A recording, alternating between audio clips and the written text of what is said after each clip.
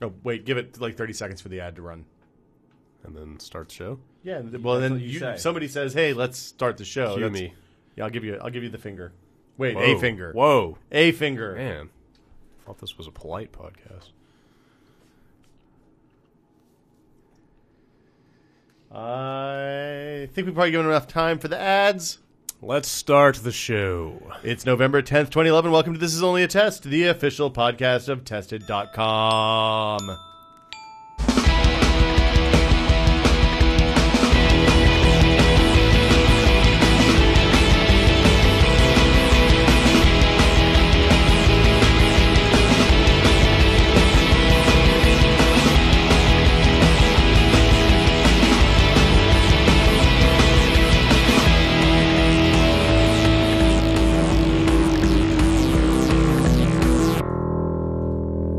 I'm Will Smith. Joining me today, as always, this plaid thing has got to stop, man. Why does it have to stop? It's Why does it have to... Give me two good reasons that to stop. It's not 1993 anymore. No, it's 2011. Now you're dressing like Gary. It's not a good thing, Nope, dude. Not true. Those are two good reasons. Joining us today, also wearing a plaid short sleeve shirt, though. Brad Shoemaker. I didn't know if you'd notice that the plaids outnumber the non-plaids in here. Well, at least every week. At least you prepared by wearing a short sleeve shirt. You know, we are the So- 66%. Means I'm the bad guy. Are you going to get cops out here to baton me and gas me and shoot rubber bullets and stuff? Is that the way this is going to go? Occupied testicles. I thought you were, as the minority, you were the social elite that's spitting on us from your ivory tower. Right? I'm wearing a Krispy Kreme crumb covered T-shirt. This is a threadless, though. It's not like it's a super elite or anything. Did you bring in the Krispy Kremes? I did. Was that you? I drive by there on the way into work every day. Was the hot light on? The hot light was not on. No? What is the hot light? That means fresh donuts. Yeah, 24-hour Where's hot. the light? It's on the side of the building. I don't know. I've never actually seen it. Well, It's weird because I come from Krispy Kreme country. Yeah, so the Daly City one, there's a giant-ass neon sign on the side. It's right next to In-N-Out. Yeah, and then also on the big sign that's like we have the one for the shopping center, it's also up there, too. Oh, I know where you're talking about. Yeah, It's right off 280. by the DMV. In-N-Out and Krispy Kreme sharing a parking lot. I know. Yeah. Awful Krispy idea. Kreme, because they used to give out free donuts, like one donut. You can get. It used to be where the kids go while they're waiting for the In-N-Out order. When I say the kids, I mean me in high school. Yeah. Sure. Well, I'm going to tell you, like, I've come home, like, sometimes if we drive into the city and, like, one of us drinks and the other one is driving. That's how it always should be. But doesn't drink. Balance. Just to be clear. Yes. Then we'll say, oh, man, I'm really hungry, but everything's closed. Let's go by In-N-Out. And then we get to In-N-Out, and at midnight, there's an enormous-ass In-N-Out line. Yeah. So we're just like, fuck it. Let's just get donuts instead. Because they're open, too.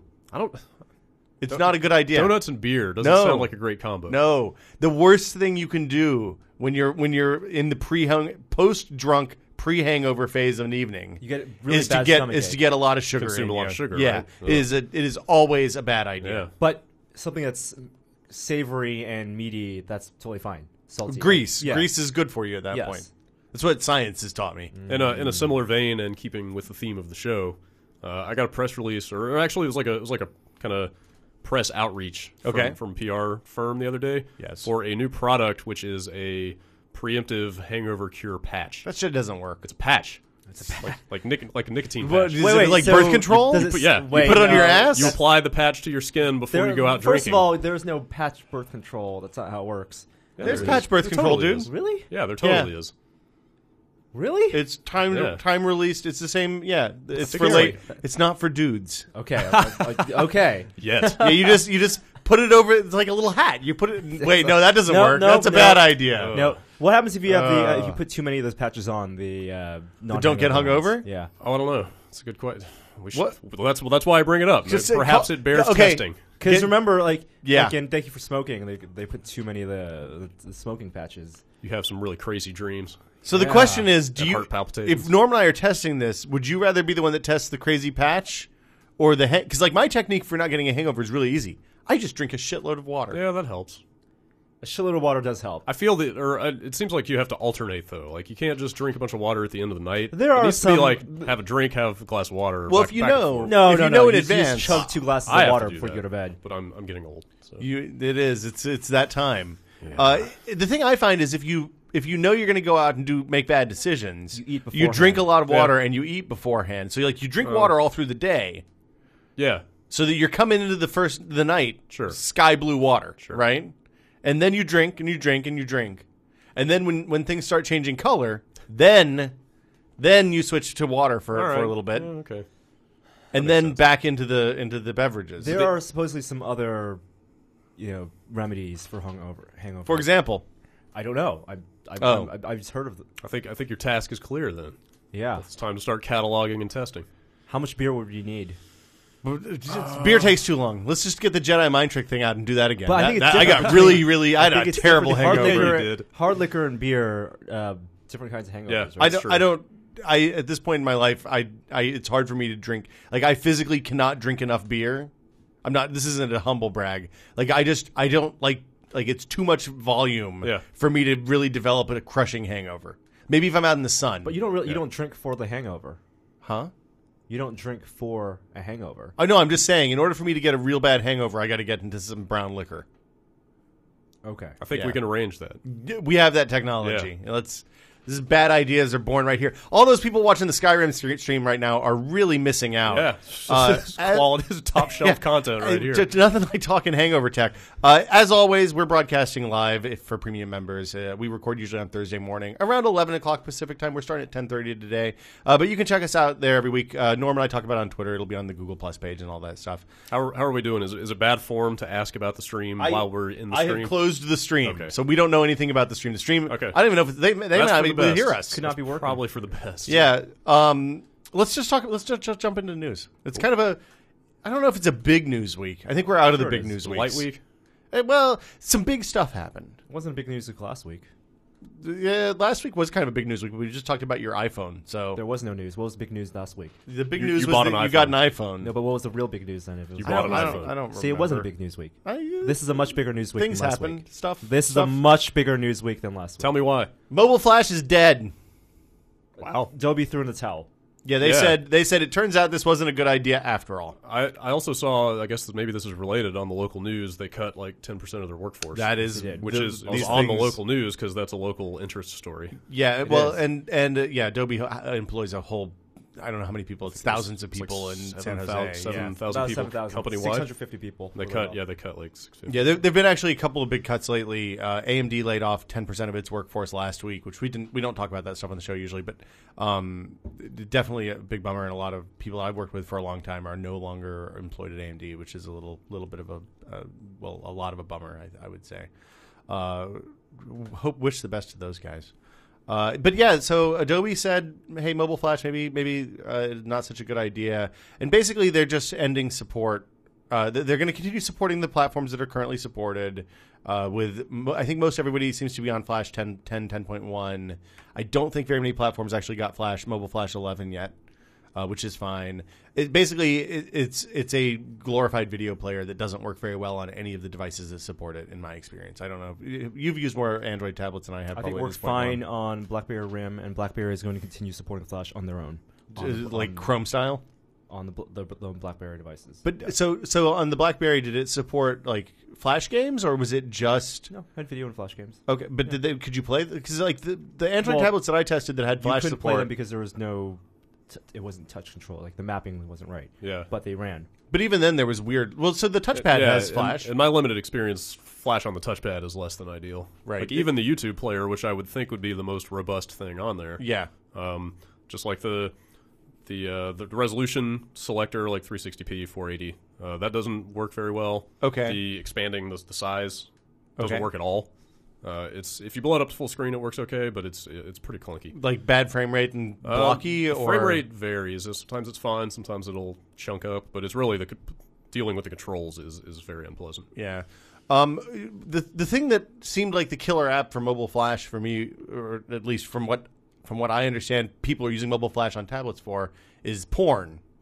I mean, really, because you think about it, porn sites haven't embraced HTML5 because they want to maintain DRM. Yeah. And it seems like even the pornographers aren't using HTML5 yet, or I mean, maybe here and there, but I guess it's going to have to change. They have apps on Boxy and shit. Oh, that's true. There are Boxy apps, and does Roku have porn apps? I don't think so. I think they keep a family-friendly app store. I don't have a Roku. You don't have a Roku? No. Why do you not have a Roku? Did you know that we have a lot of Roku? A lot of people have signed up for the Roku app on Tested. Is that going well? Yeah, it's surprisingly well. We don't know exactly why, but we'll take it. So also we have a Roku app now. That's I don't have out Roku there. because I have an Xbox and a PS3 and a WD TV. If you have a WD TV, then it serves a lot of the same purposes. I mean, Roku is the leader in the race to the bottom, right? Like, aren't they the ones out there with like the $49 and $99? They have very, very cheap players. Boxes and less stuff. than $99. Well, so the thing that they've done though is that they have they use ARM processors, whereas like the Boxy Box is a Atom. So it's the Boxy Box is an x86 machine. The Roku Box is an ARM used machine. Used to be Tegra. Right. They bailed on that before they even launched it. And then the other boxes use Sigma chips, which I think are ARM chips. They're ARM Cortex A8, I think, mostly. But I'm not sure about that. I'm resisting the urge to totally derail this conversation. Go ahead. That's what we do. Did you see this rumor about the next Xbox using ARM? Does that sound like the slightest bit credible to you or plausible? Depends on how far out the next Xbox is. Yeah. I mean, the thing that's happening is that ARM chips... You're talking about the 720 rumor from the Microsoft Me site, right? I think so, yeah. I can't remember where I saw it. Me or whatever it's called, right? Well, they're not going to call it the 720, are they? Well, okay, so this site that published it, it's basically one guy. He's like supposedly a Microsoft insider who leaks a ton of roadmaps and stuff.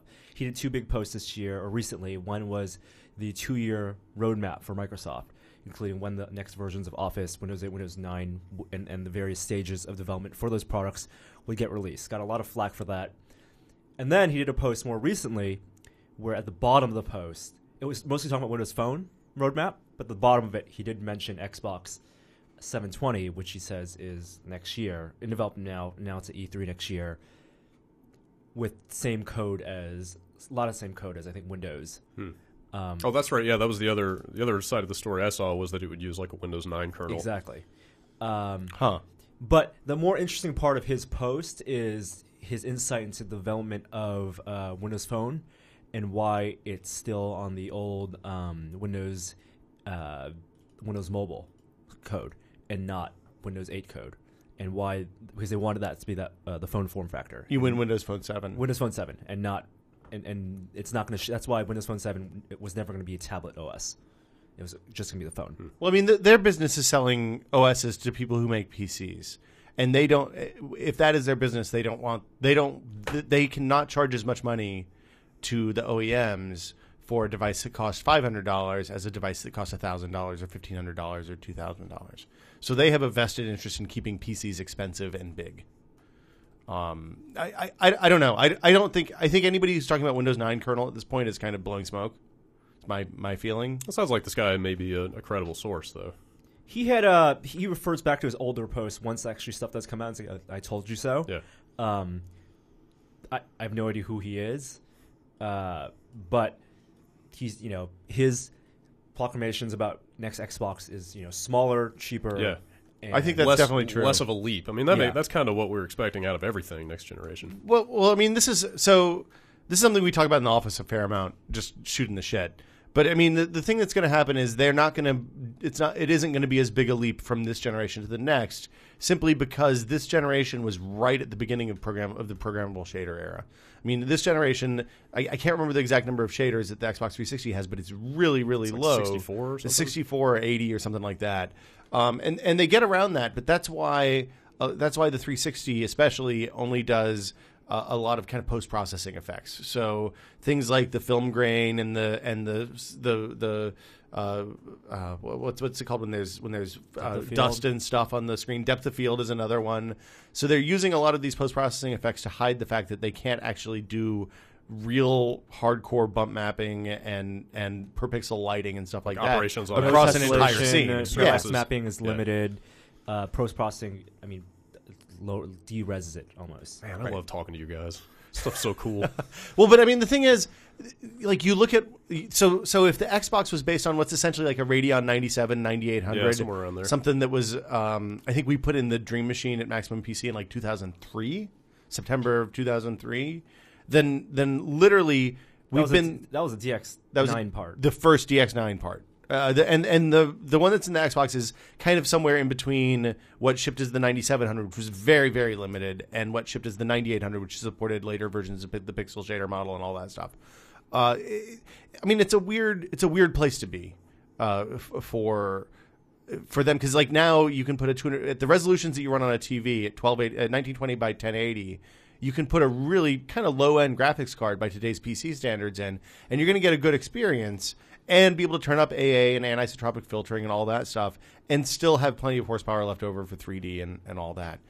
So, I mean, it's one of those things where the longer they wait, the cheaper the graphics card that they can put in can be, because until we jump up to 2K or 4K resolution TVs, like the number of pixels they have to generate is very limited, and it's a known quantity. Yeah, it's relatively small by modern graphics standards. So the way they're architecting the board, because obviously when you develop for a console, it's different than building a PC, right? You still have CPU, GPU, and lots of separate cores. It's more modular. It wouldn't surprise me if the next one is a system on a chip. So you think that's where they've gotten to with this Xbox? But that took 4 years. But yeah, you're right. But from this guy's post, this MS Nerd guy, he says it will actually be more modular. They're building, the rumor is ARM will have a main processor with like for CPU stuff, and then it'll have assistive cores for graphics, and then AI, physics, and other stuff. When you start talking about assistive cores for AI and physics, then I get a little more skeptical. I think having an ARM core for CPU for basic tasks makes a lot of sense. Assuming I don't know enough about the actual performance of ARM in that kind of a situation to realistically judge. But I mean, what's happening over the last 2-3 years is that ARM processors' capability has been ramping up at a really impressive rate, at the same time as the x86 stuff and to a lesser extent the RISC stuff that's in the Xbox 360 now. The power consumption has been going down while the power has been while the performance has been going up. What's going to happen is at some point the ARM stuff is going to cross the x86 line, and then there's really interesting decisions for hardware manufacturers. That's not anytime soon. I think that's 5 years, not 2 years. Well, with all the problems they had with like heat and failures, in the last Xbox, they obviously have a vested interest in making sure this thing runs cool and stable. I wonder how much of that was I mean, that seems like manufacturing problems as much as design problems. Right. I mean, definitely they could have designed that first one cooler. I do know that my tolerance for a noisy ass console in the living room has gone way down. Absolutely. It's one of the reasons that I'm kind of less excited about playing PC games, because I sit there with my headphones on. I don't have speakers hooked up to my PC anymore because I can't play games with the speakers on because my PC is too loud. So it probably makes sense for them to integrate some type of Connect feature into that. Probably, yeah. Well, I heard. I don't know how well is that selling. I mean, I know they're pushing technology with SDK stuff. Yeah, all out, right, and improvements in that, the new beta. That's not going to go away anytime soon. I mean, Kinect sold gangbusters, but it's kind of the same problem as the Wii. It's a lot of like shovelware and minigame collections, and not a whole lot of like killer apps. Well, but I mean, when it's good and it works, it's pretty cool. Good. Like I really enjoyed Gunstringer. Gunstringer was cool. Dance Central works really well. Yeah. Even like Child of Eden, which was kind of a janky implementation on what should have been a 2-stick game, was pretty good. Fruit Ninja Connect was actually pretty fun. You think it'll get to a point where Connect, if it's built into every console, then just becomes a 6-axis, like head tracking? You use it for weird little shit. Peripheral. If it becomes like the 6-axis in that most developers feel free to ignore it, then hopefully. Right. Because I don't want every game on the next Xbox to be camera oriented. Yeah. But if they had that option, then it'd be cool. It makes their first party games and their versions of cross-platform games. Yeah, and if the entire installed base has it, then people will feel more encouraged to develop like cooler stuff for it. So one of the things a reader had told me the other day, and this is a single source, uncorroborated, so grain of salt, is that he works in the medical industry and had gone to a Microsoft meeting where they were pitching next-gen technology. And one of the things they were showing was Kinect integration with some of their medical management software, where they were doing like image manipulation with like Minority Report style in front of it. We've all seen that demo at this point. Lame. Hold on.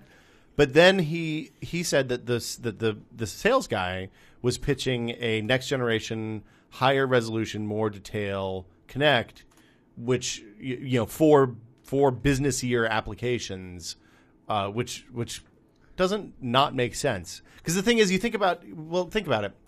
Kinect is great. It seems dopey when you're thinking about it, but if you're talking about like a surgeon who's literally looking at imagery while he's using hands, he can't go touching keyboards and mice and stuff. Does not work. You don't think so? Does not work. And I didn't know you were a surgeon. Are you a surgeon? No, but I can tell you why it doesn't work. Well, first of all, there was that video I think we talked about last week, the Kinect Possibilities video. I don't know if you've seen it. It's basically here's Microsoft's. Oh, was their vision. concept video that they? Yeah, I did. Well, not the one that's a touchscreen one, but the one that's about Kinect. It's just about. Oh Kinect. no, I didn't see that one. And so it shows in the future. Like, obviously, the Kinect hardware still looks like. Imagine a world. People are playing musical instruments in the air, like cellos and violins with Kinects, and kids are doing all sorts of crazy stuff in class and presentations with Kinects. Sure, that's it, with high resolution and better sensor technology, we could do that. But there's a really, really good post written by someone who used to work at Apple on next generation future like interactive technologies.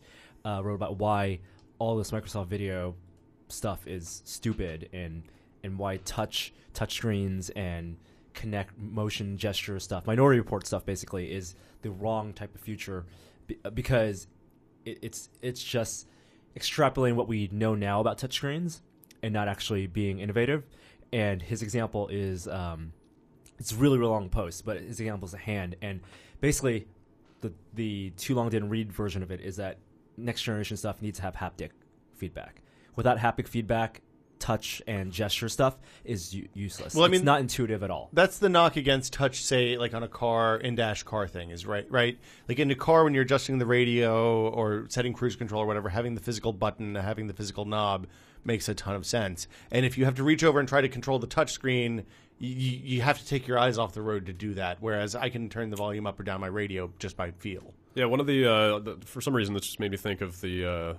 one of the most kind of forward-thinking aspects of the Mass Effect universe is that, like, if you look at the people sitting in like the cockpit of the ships controlling the ship or whatever, they've got like they're doing this. Like, they've just got these like things on their fingers and like by the vibrations. Well, they're wearing the gloves. They're like inputting in a computer. Describe that. Like moving finger up versus down versus like those would all be different inputs. That's what it looks like anyway. Yeah, you know what the future. It's like the power glove. Kinda, yeah. Right, but you assume they have haptic feedback. The future's going to be a jelly, a giant. It's like District 9. Where he puts the hand in the jelly. In the goo, and then moves. Because that's how you're going to get real haptic feedback. And really fine full resolution. body goo. Yeah, full hand goo. Dip your arms in goo. And whole body is the input device. This could go really dirty really fast. Does that mean that cubicles won't have... Like, cubicles will go away? Lots of calibration required well, like if you for different body types. If you have to strip down to get in the goo for full sensor feedback, you don't want to do that in a cube. No. You got to have a door. Well, maybe you have to have some... You don't want to be the cleaning crew having to clean the goo every night. Right.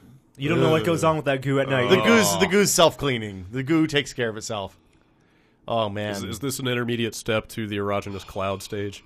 Maybe. No, those are different things. Okay. Erogenous cloud gets rid of the corporeal completely. I know. We ditched the flesh. Yeah. I don't know, man. That's the next step. I think the goo is the way to go. You always hear those stories about guys who get sacked for inappropriate workplace behaviors late at night.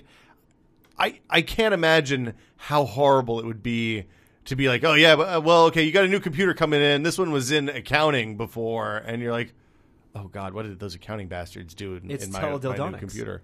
It is. That's how we started this whole thing. Yeah. Should we talk about Mobile Flash anymore? Are we done? I think we stopped talking about Mobile Flash for a pretty specific reason. A really long time already. The other connection from this Xbox store that you're talking about, when you're talking about ARM and ARM processors, is the other news of ARM for this week. Which was NVIDIA's quad-core ARM.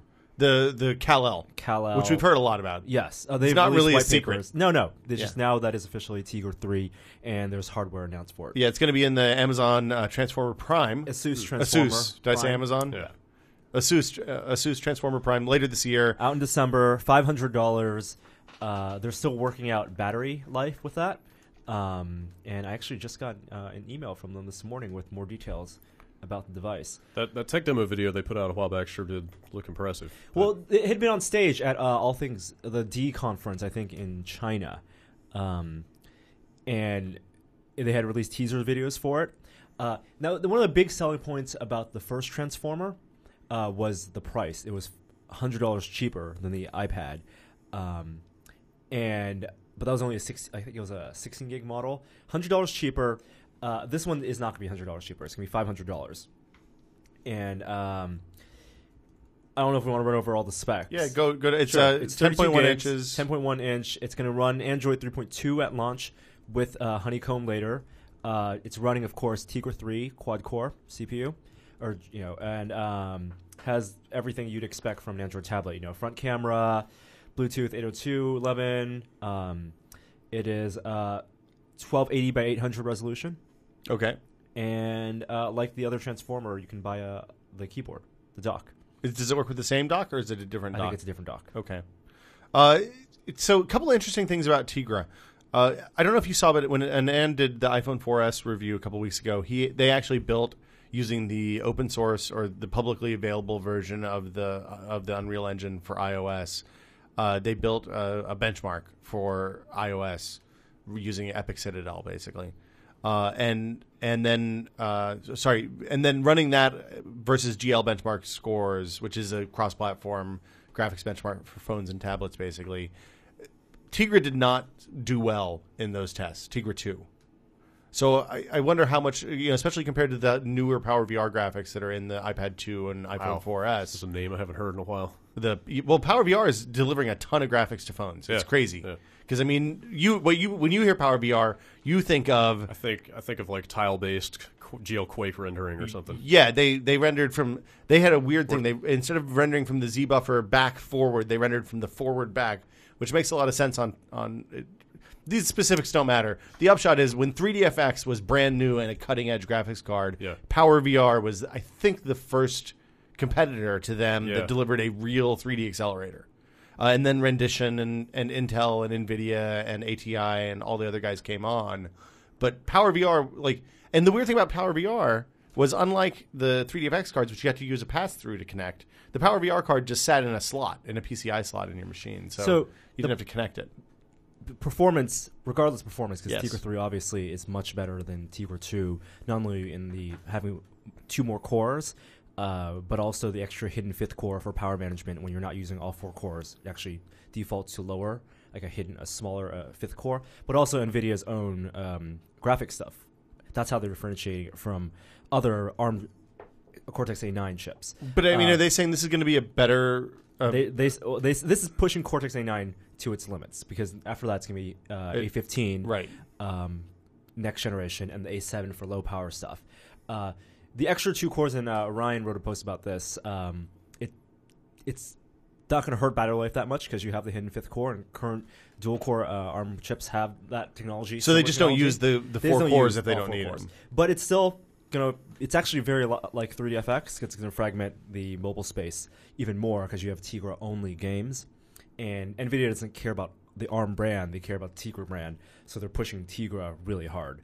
And Tegra 2 is in a bunch of hardware. I mean, it's in the Zoom, it's in LG phones, it's in a bunch of stuff, but it's still not everywhere. And Tegra 3 only being one device. I mean, the games, like screenshots you released, look pretty nice, but I mean, I can't imagine a developer wanting to develop, only for Tegra 3. Well, it seems like NVIDIA's strategy is to get out before anybody else with dual core, get out before anybody else with quad core, and build market share that way, rather than they're leveraging what they know to hit early rather than maybe fastest, is what it seems like. I mean, we don't know what the other quad core CPUs are going to be like, but in this generation, that's definitely what happened. Yeah, and I think they're going to continue developing. I mean, they put so much money in it because they want to be the premier ARM chip for when Windows goes ARM. Yeah. So okay, so that's the. Anything else about the Transformer Prime while we're talking? No, available in December. That's it. Yep. It's got a cool name. Yeah. I mean, the next one is probably going to be the Transformer Optimus Prime, and then I'd be into that. Then they'll destroy that one in a movie, and they'll call it the Rodimus Prime after that, and then you'll have to pass the mantle of leadership from one device to the other. It's the Matrix. Oh, damn it! Matrix for leadership. I haven't watched that movie in a long time. Well, you got to wonder if they named it. Have you ever sat down to watch that movie with a girl? No. Matrix Revolution? No. Transformers, the movie with Eric Idle and Orson Welles.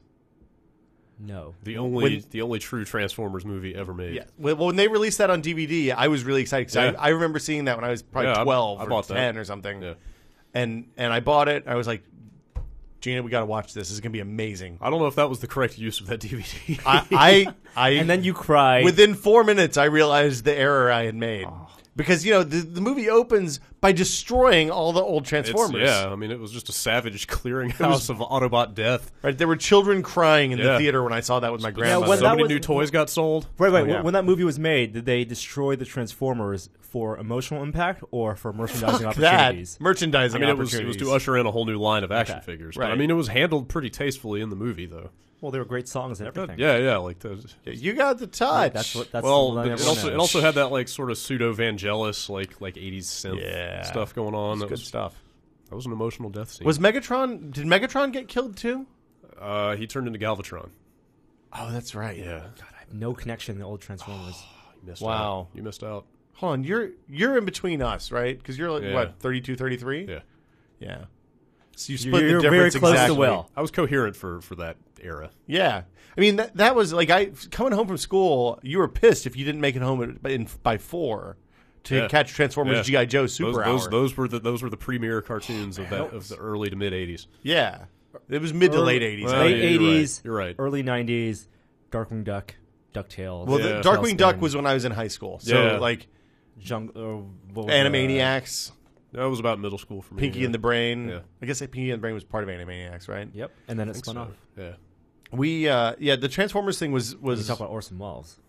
Oh, it was so final rough. role. Final best role. Poetic justice that his final role was playing an entire planet. Well, it's just like what's his name? Marlon Brando. No, not Marlon Brando. Marlon Brando's final role was in like The Score, I think. What? It wasn't okay. It was that Robert De Niro. Oh yeah. What's his name from Mr. Smith Goes to Washington? Jimmy Stewart. Jimmy Stewart's final role was in American Tail 5 Goes West as the sheriff dog. Yeah, that's not bad. That could be worse. That's pretty bad. Raul Julia went out on the Addams Family. That was okay. Wait, not Street Fighter? Oh wait. Oh no, he went out on Street Fighter. I think he went out on Street Fighter. I think you're right. Actually, yeah. That is pretty bad. What's your favorite Jimmy Stewart movie, Norm? Do you know more than one Jimmy Stewart movie? I know 2 Jimmy Stewart movies. What's the second one? Mr. Smith Goes to Washington, American Tail 5 Goes West. Brad, favorite Jimmy Stewart movie? How did you not? You don't know It's Wonderful Life? Oh no, It's really? Wonderful Life. Okay, yeah, that's 3. But The Man Who Shot Liberty Valance is the best of them all. I've never seen. He plays the good guy, and John Wayne is the bad guy, and it is a western, and it is awesome. You guys should all go watch that right now. But it's black and white, so if you don't like black and white movies, then I can handle that. I can only watch movies in HD. They have an HD. There's a Criterion Collection in HD print of it. Black and white. You're color. Cool, you're I'm totally cool. So you're saying you don't see colors? I'm saying I don't see colors. Yeah. So not racist. Yep. I'm colorblind, and also color aware. The Nook. Barnes & Noble introduced their answer to the Kindle Fire, which was the Amazon answer to the Nook Color. That was hard to say. I'm getting lost. Amazon's answer to the Nook Color was the Kindle Fire. Barnes & Noble fired back against the Kindle Fire. This is getting worse, not better. The Nook, it's the Nook Tablet. They're just not hiding anything behind names. They're just saying, this is a Nook, this is a tablet. It's Android-based. It's 1 gigahertz dual core. I think it's 1.2 gigahertz. The rumor was that it was going to be 1.2 gigahertz, but the announcement and the story on our website says it's 1 gigahertz. 1 gigahertz dual core. It has slightly better specs than the Kindle Fire, but it's also selling for $250. Same body as the Nook Color. Yes. And it's white, though, instead of gray, charcoal. Yes.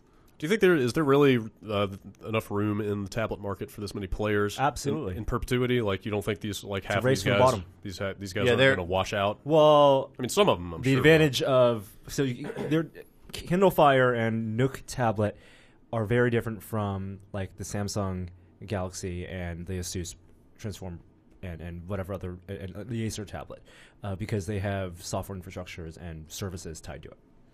And lower price point. And lower price. So they're almost creating like a new kind of sub-market, right? Yeah, because they're subsidizing a lot of the costs. They're paying for it so that you can even more. Are you talking about Amazon? Services. Both Amazon and Nook. Right. They're targeting that magical attach rate. Well, and the difference this time with the Nook Tablet versus the Nook Color is that because they're making it, you can run apps on it, right? Or are they just preloading it with Netflix and Hulu? No, you can sideload stuff on the Nook. Nook will be a little more open than the Kindle. Well, and you mean than the Nook Color? Yes. Yeah. And so, Nook Color. But they still want to sell you software and content, right? Oh yeah, absolutely. Yeah. But are they going to have an app store? Is there going to be a Barnes and Noble app store? I think there already is a Barnes and Noble. I mean, for Nook Color, there is. Really? Yeah. I should probably reinstall stock firmware on the Nook Color and. The thing is, see how that thing all works. the things that Nook Tablet might have, the Kindle Fire also has. Aside from comics, they're splitting DC and Marvel. So DC is on Kindle Fire and Marvel's on Nook. So what's to prevent you from buying whichever one of these you want and then putting the other vendor's app on it? It doesn't work that way. Why not? Because they're apps. Like Marvel is an app. Marvel is not a Kindle. So are you gonna look at DC comics through the Kindle app, or are you gonna have a DC app on the Fire? Kindle Fire. So why not just download the Marvel app from the App Store? I think it's tied to the device.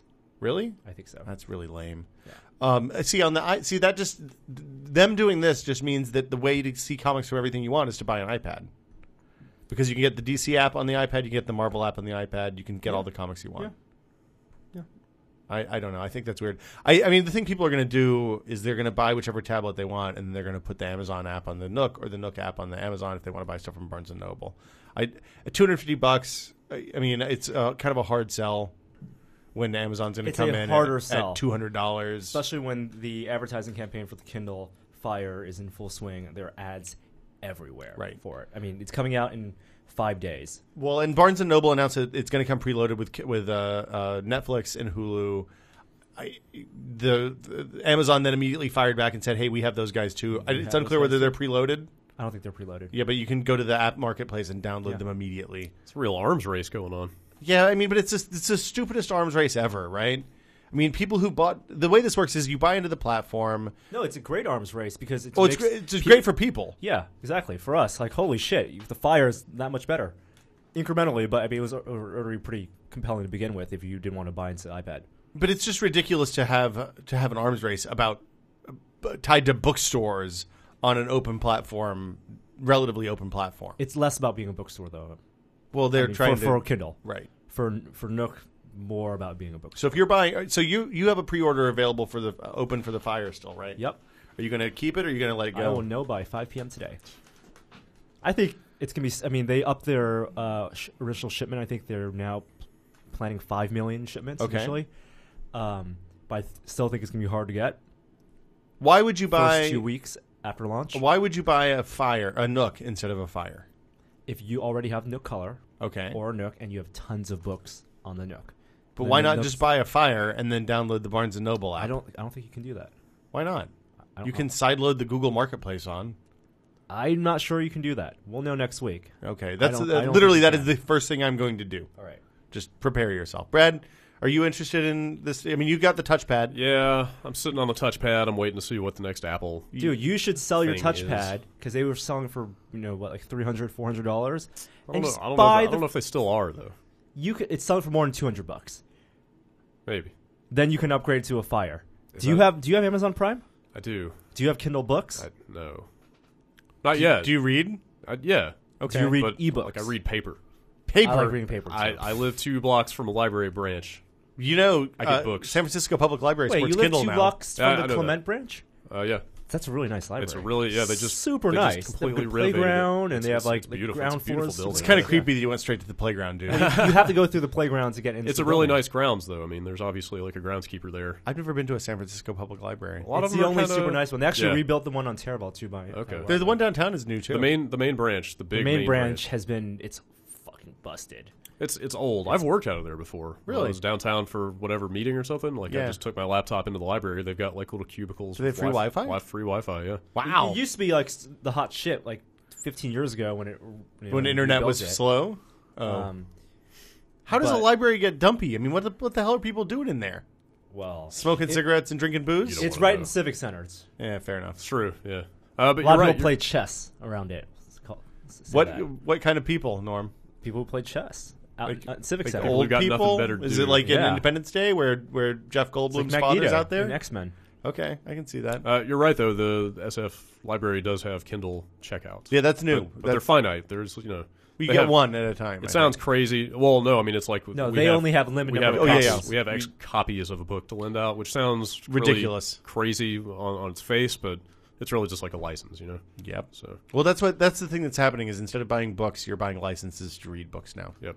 My only question, and I've never used it, is if you have to physically go to the library to check stuff out. Once you have a card, you can check in. You can access it online. Yeah. This is the way it works for most libraries. I don't know the specifics of San Francisco, but I think as long as you have returned, as long as your previous book has expired or you've returned it, you can then go grab something else just by going to a website. Okay. I mean, they were so desperate at one point for people to go to libraries that you didn't even need a library card, or it was honor system basically. Jeez. Hey man, I'm good for it. I'll bring this book back, man. I promise. When I was in high school, I worked at the library for a while as the dude who drives books out to people who are like homebound. I did that for a summer. That was a kind of rough job. Yeah. Do you have to go in their house? You like go so up it was and like knock Meals on the and door Wheels, but for books. And it books, was okay. Well, it was a good thing, right? Because like if you're homebound at that point, it was pre-internet, and also it was a lot of kind of elderly people, so they weren't reading books. I mean, they wouldn't have known what to do with the internet anyway. But it was definitely a eye-opening experience for a young man who thought he understood how the world worked. Did those people tell you about the world?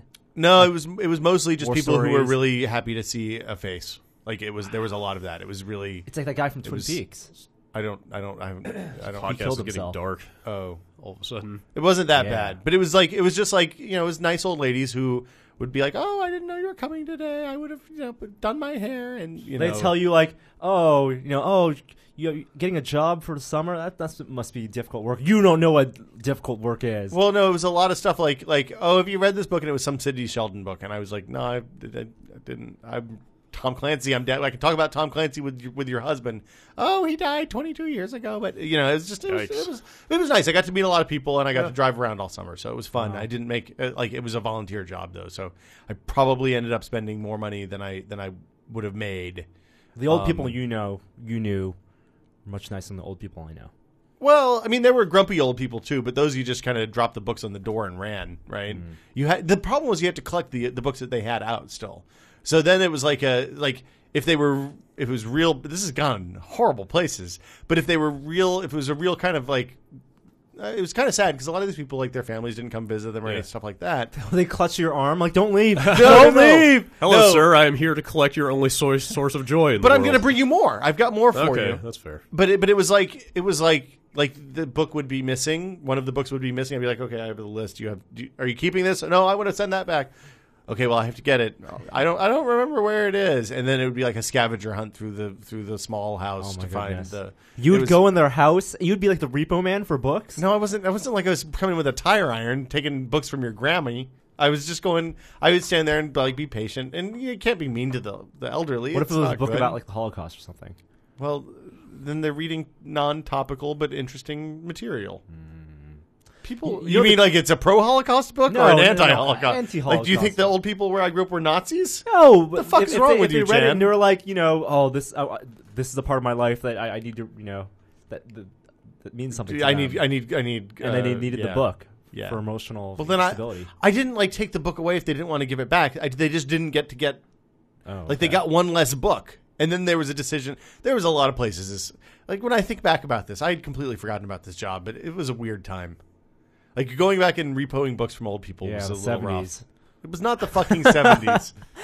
I'm moving on. You know the coolest thing about books at libraries? Libraries. Do you ever see that Reading Rainbow episode where they went to the Library of Congress? No. And I've been to the Library of Congress. They had the pneumatic tubes. Yes, I've seen those. That's awesome. There's pneumatic tubes all through. I think it's D.C.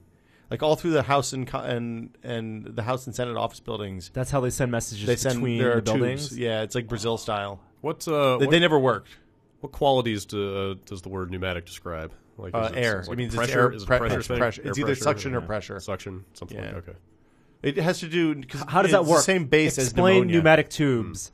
There's a suction on one end. There's a hole on the other. But how do you have? Is it just point to point, or is it a network? Point to point. So you have to build a tube between every room. So there's no routing. There's somewhere in there. There's a dude that is taking the tubes out and saying, "Oh, okay, this one goes to so and so," and then so in one tube hub room, A7 is. And that only connects to one endpoint. And my hunch would be that there is office-to-office like building-to-building tubes and office-to-office tubes. Man, we should get that. I know. That sounds awesome. But it would be like exponentially more complicated. Yeah. With more rooms. What would you send through these? Like inter-office memos? Because we have fucking email. Yeah. and I am, but it's not as cool. We'll figure You could send a something out. cupcake through a tube. Oh, see? Well, you have you ever? Oh wow, you guys might not have. Did you ever go to the bank, the drive-through teller at a bank? Yeah. Drive-through teller? See, he's never seen this before. What? Wait, Oh, our God. tellers just machines? I bet he knows exactly what you're Are talking you trolling? Or are you serious? No idea what a drive-through about. teller He's a bad is. Okay. liar. I go inside banks. So- Occasionally. I know that I see the people. In the because he grew up in the city, so he may not have ever Okay. seen it. Yeah. In the suburbs, there are banks have like drive-throughs, and there's the one that's right up against the wall that has like a glass window, and you can see the teller back there, and there's a Is it little bulletproof drawer. glass? Is it Yeah, like is usually it like it's- the Taco Bell these days where it's like Yeah. the bulletproof glass, they slide the pretty food well out and fortified. then More Yeah. secure. even okay. Like there's I would hope so. The drawer instead of having like a window that opens, there's a drawer down low, and the drawer comes out, and you put your stuff in there, and then the drawer closes, and it opens on the other side. And anyway, It's before ATMs.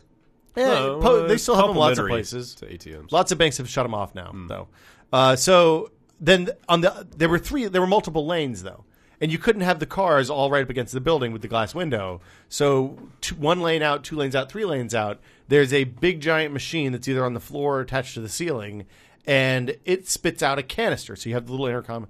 Hi, how you doing? Oh, okay, well, you need to make a deposit, blah, blah, blah, blah. You go through the whole thing. You put your deposit in the envelope. You put the envelope in this clear plastic tube that has like rubber gaskets on either end. Yep. And then you put that in the slot, and it folds up and goes You can see and it. gets it's a pneumatic sucked tube. up You into the. Yeah, it's a pneumatic usually tube. see it go through the tube. Yeah, sometimes.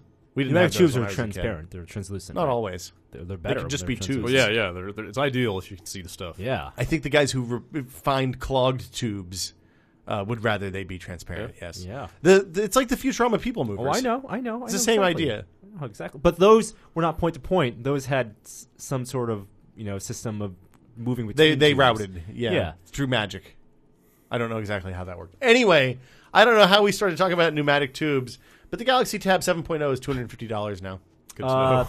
It's not $250. It's $250 on contract with T-Mobile. What? Yeah. Why would you do that? Do they think people are that stupid? Really? Is this the one with like Eclair or Froyo? No, it has gingerbread. Has gingerbread now? It's just 7.0 tablet. It's running TouchWiz. Yep. $250. Don't buy that. On contract. Don't buy no, tablets don't- on contract. Yeah. Actually, Don't buy any. tablets. Yeah, no, buy tablets That aren't the Kindle. or Fire. the iPad. I won't even buy an iPad right now. Why would you not buy an iPad right I now? would, if you want to buy an iPad, go wait till next iPad Yeah, comes out. too close. 6 months, dude. That's why I'm hanging out on the touchpad, because there's got to December, be January, iPad February, 3 in March. the It's works. 4 See? months. Sell your touchpad. Get the Fire. See how you like it. Do you have Prime? Yeah. If you have Prime, I don't know that I want Prime. I just got charged for Prime again last week, and do you not split up your Prime? What do you Yeah, mean? you should sell out. You should Up to sell 4 people. subprimes. Yeah, subprime. Oh, this is the market I can get into. You're saying you're getting into the subprime I business. hear it's quite lucrative. Didn't we destroy the economy once, Chan, with your subprime nonsense? Everything must go, man. It's take what you can get. Yes, you could hook 5 people or 7 people or something okay. up to your Prime 4 account. people.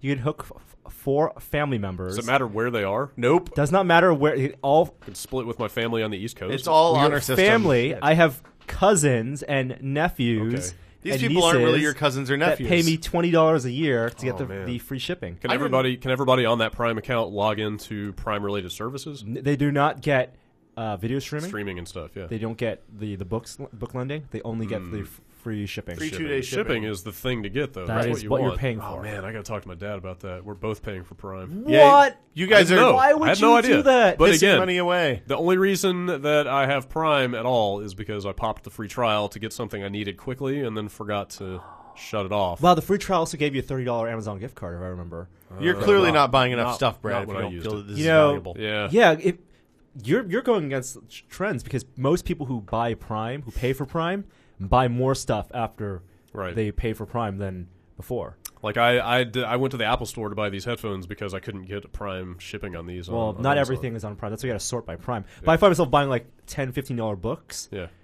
just because they're free shipping. It's like cheaper than going to the bookstore. You know, I find myself buying $10, $15 books because they're delivered to my Kindle in under a minute wirelessly. When I say books, I mean like art books and stuff like that. Things to put Yes. on your coffee table. Do you even have a coffee table? Yeah, you do. I don't. I have tons of books. I just bought like a Saul Bass book that was like $30. Awesome. why it's do on my table. I Do will you, read it. How many times do you enjoy these? 30%. Okay. Yeah, but he has a whole house with in which to put things. He has 4 closets in his bedroom. Did you know that? If I had a house, I'd probably buy more stuff too. But yeah, in my frames. Frames are the most expensive investment. Glasses framed or picture frames? Picture frames. Yeah, picture Those frames. must be nice frames. I live near Cheap Pete's. I go there. Oh, that's where I go too. Oh, really? They're not cheap. You're right. Well, it is not cheap at all. no, they're cheap compared to other perhaps framers. relative to like professional like gallery framing or yeah, something. you never want to get anything custom framed. Just buy things that are standard I actually sizes. did get a custom mat done there one time. For matting, you want custom. It was of okay. course. I got my Twispin Catsby laser cell custom framed. Yeah. The best thing to do if you have standardized or even understandardized posters and art prints that you want to get framed, there's a website, I think it's like Frame USA, but you have to buy in bulk, like over $100 worth of stuff. But it is dirt cheap. The quality is decent. It's not the best frames, but if you just need stuff, a cheap frame. You know, coming to the realization that you should put all your posters in frames is a milestone in the aging process. The next realization is that you mean shouldn't you have should. posters anymore. I just want you to know that. Uh-oh. No. It's a milestone. No, in he's taste. absolutely It's right. a I think it milestone. occurs sometime in the late 20s. It varies by No, individual, but at some no. point you realize I should not be tacking these dirty ass posters. I've never directly on the tacked wall. dirty ass shit to my wall. That's what I'm saying. It's a matter of taste. That's a and very having. It's when you transition from posters to prints. That's one of the thing. signs that you know you're old. It's a very collegiate practice to buy your shitty mass-produced that's why Fight those Club poster stores before the internet was tack it to the wall. Every college had a poster store. Yeah, that was a good across the day. street. Yep. And they would have the poster sale days where you get like the band posters. Everyone had the shitty Weezer poster. Everyone had the Nirvana poster. No, everybody had what's his name from Reservoir Dogs, the Mr. White one, the one where he says I'm going to cut your ear off, and Is that Michael Madsen? everyone had a Fight Club poster. Yep. And that's the Fight Club hadn't been invented when I was in college yet, so fuck you guys. And that's why in dorm rooms the wall it's material that you can thumbtack stuff to it really easily. That kind of spongy. Yeah, almost. exactly. Really? My dorm It's matted or my dorm something. rooms were made of cinder blocks. Oh, It's very institutional. wow. Well, they could put stuff on the walls. You use that sticky putty stuff. so you can thumbtack stuff to it. But I think the point isn't that when you decide you need to get frames for stuff. It's when you transfer from getting cheap prints to legitimate real prints. Posters to prints. Yeah, posters to prints, and you can get posters, but the posters you get then are the heavier stock or the double-sided real. Can I ask you a question, Norm? Yes, you can. Have you talked to your insurance agent about the value of your art collection? I should. Yes. I absolutely should. Could have Since brought I you an also don't appraiser. have. I also don't have blinds in my house, and I Yeah. have really, really big. I think you guys both in my house, right? Yeah. I have a really big front Yeah. window, Yeah. and the lights are on at night all day, so people Yeah. walking down Also, the you street or posted your driving address on by. the internet. I don't know how you have a window that big that's not covered. It's not facing covered. I don't know west. how you do that. Not covered, and so my house, because I live on a really big street, Yeah. right? Nude high traffic Norm. street. It becomes that's the Star Wars guy's house. Yeah. Because I you just just see the Star Wars posters. I would feel so exposed in there. That window is huge. Well, and it's just a never-ending parade of dudes in and out Oh of your yeah, house. dude, just watching movies. Like when I go home, someone's watching Fifth Element. Oh Yeah. they're playing Batman: Arkham Asylum. Right. How many people live in your Somebody's house? watching Matrix. 6 people full time living there. Yeah, including me. How like do a tenement. How do you divvy up time in the living room? Most people aren't there. I mean, Really? everyone stays in their room and play video games and stuff. Do you have norm rules? Like, do you No. do you You put, don't- put you your ever foot pull down? rank? No, Do you? absolutely not. Yeah, I noticed you've Wes eased is back listening on to the the podcast cleaning right now. a little bit. No, everyone cleans. I know. Everyone cleans. I'm just saying. Yeah, I noticed it was. The first time I came over, I felt Okay, like oh. I shouldn't touch anything. Also, the cleaning before people come over. Has stopped. No, that is a sign of you being old.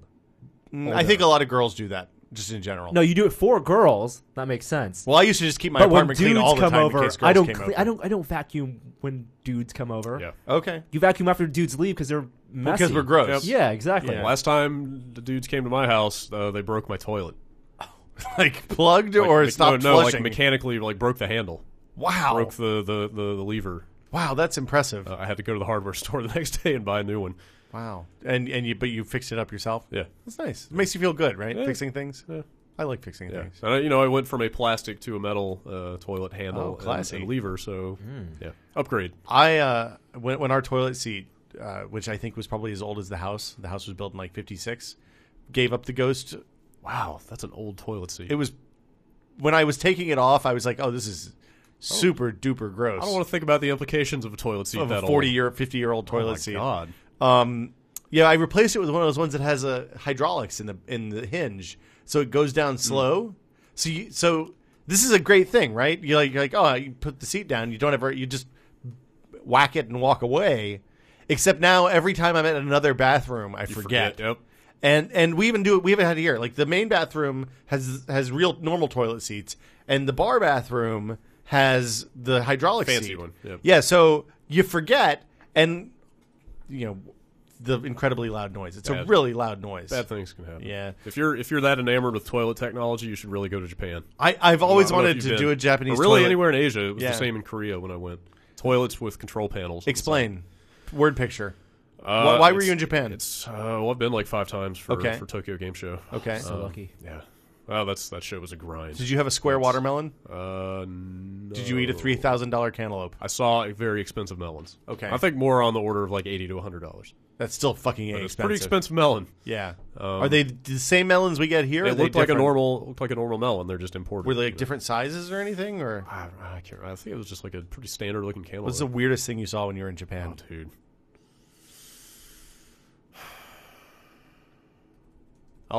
Inappropriate vending machines? No, that's actually, I think that's either an urban legend or they're so specialized they're areas. so hidden. Did you guys like stay in a love hotel or anything to save money? Or no comment. Okay. Is it like tubes, like you and Ryan and Jeff all packed into one tube? Vinny and Drew got their own. Not so much. Okay, that's good. I don't know. I'll say the toilet for now. That's okay, I think of something better. So explain. So the toilet has bidet functionality and like blowers and fairly modern looking toilet with just a little control console on the side of the seat, kind of coming. I don't know if I want to touch that. It's like separated enough that you feel okay about it. But I mean, everybody else is touching it too. Yeah. Well, hopefully it's sanitized. Is there still like toilet paper beside you? Yeah. Okay. Yeah. But there's a bidet with multiple spray functions. Does it have like a little boom arm? Gary's a big fan of the bidet. Yeah, I'm sure. Yeah, I can see why. I'm a fan. I've enjoyed that when I've gone places. I'm a little afraid to use it. No, gross. What? Why is it gross? You know what? Somehow I think it's less gross than not using it. If you get poo on your hand, are you going to wipe it off with a piece of cloth? Listen. One, don't get poo. And bidet is not for poo on your hand. No, I'm just saying, if you have poo on your hand, would you wipe it off with a piece of you go to the toilet paper and call it vigorously. Yeah. Right. Antibacterial soap, please. This is the same thing Scrub for vigorously. nether regions. Yeah. I don't know why it's acceptable. They're like, dry piece of paper, wipe. I don't know why we're talking about this. But this is a conversation that really Gary is letting the whole team down today. That's true.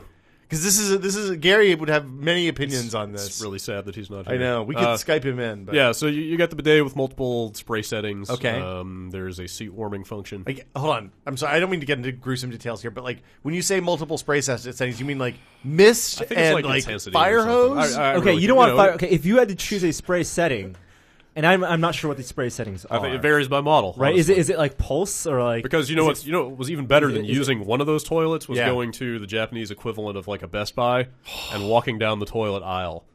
Oh, they just had model after model of different futuristic toilets. Jeff almost bought a toilet in Japan one time. I'm not surprised. He totally almost did. We should do a toilet week. Is the plumbing the same? Like, I don't know. You have to have electricity. That's a good question. Yeah, you'd need have to power, but I don't know if it's compatible. I want to test toilets. Dude, you should do it. They're expensive though. I'll call vendors and get them to send them. Yeah, I'm sure they're trying to break into the U.S. markets. Yeah. That was weird because when we were going to Japan, it was sort of like the first half of the last decade. It was like kind of 04. Yeah, 05 it's all about design. So like in Western, design or Western like cultures, appliance places, right? It's all about the nice design and the nice material, but it's not about function. It's more about the form of the toilet. Yeah, but they cram functionality. So the thing I was going to say was that at that time it was pre-iPhone. Okay, and it was. Are you leading us to iPhone control? All I'm saying. There's an app for that. Oh, dude. There's a crap for that. Oh no! Imagine like FaceTime. I don't want FaceTime. I just did that work? No. It's not official. Sorry. Damn it. Denied. All I was going to say was so it was like feature and dumb phones reigned supreme here at that time. Yeah. And then going over there and seeing like their phones were absolutely insane at that point. Yeah. So seeing the way that advanced futuristic phones have broken in over here, I think it's only a matter of time before the futuristic toilet follows suit. Welcome to the toilet revolution. Yeah. Warm toilet seat, man. I can't. Were these okay? That makes a lot of sense. Now, recommended enough. Well, okay, you got to get over the mental hump for the warm toilet seat because traditionally, warm toilet seat not implies good. that someone sat there recently, right. and that is the worst. Yeah. Well, have you ever been to Sushi Groove down in South Market? No. So they have the toilets plumbed onto the hot water, which seems like a really terrible idea until you're standing over the toilet and the warmth is rising up on you. It's weird. No. See, I'm mentally Very conditioned wasteful. that ice cold porcelain is clean. Yeah. That's true. Right. From experience. So a warm toilet seat. As I've does gotten not work. older, I've cared less about toilet seats. Also, toilet seats that are not like straight porcelain and that are soft. Yeah, the mushy ones. The mushy ones, gross. As you've gotten older super and gross. lost control of your bodily function. No. It has nothing to do with that. It's just that I've realized that like nothing's coming in contact with. It's just skin. Yeah. So like, who cares? As long as there's not like feces or urine on the toilet. Sure. I'll just sit down. Well, did you I don't see care. that? I don't even do the gasket They have anymore. the public toilets now that have the seat covers built in. So you press the button and the What? cover Wow. just like That's- whoop, I never covers know it. how to work That's those cool. things. The ass What? gasket. Okay, well, wait. You mean the the thing. the Okay, cover, the sheet So that you pull? the circle with Yeah. the thing that has like a. Okay, yeah, I it's did it wrong for the It's first- got like one of these things inside the loop. you're talking about the sheet of paper? Yeah, the sheet. Yeah. Okay, right. The sheet of paper. I did it wrong for the first. Does that hang 10 from years the of my back life. or the front? hangs from the back? Really? No, hangs. Wait. The sheet hangs from the front. Sheet hangs from the front. Right. That makes incredible. It's It's dumb. the sheet hangs from the front, and you don't pull out the middle section. It just It the just middle section dangles. Dangles. Yeah. This is dumb. It hangs from the front because most toilets have the gap, loop, the yeah. gap, and you want to cover the gap because the gap is the dirtiest part. Well, yeah, because a lot of people don't put the seat up for the gap, and also it's the spray zone. Yeah. Why are we the talking zone. about this So, still? The sheet of paper, the paper that falls down needs to cover the gap. Yes. Still not working. There it is. Okay, Boxy getting a TV tuner?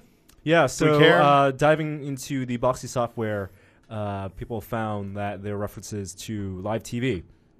And reportedly it will be a... Like live over-the-air TV. Yeah, so, or if you have a cable box, you can plug it in. So coaxial plugged into a USB dongle, then plug into your Boxy box.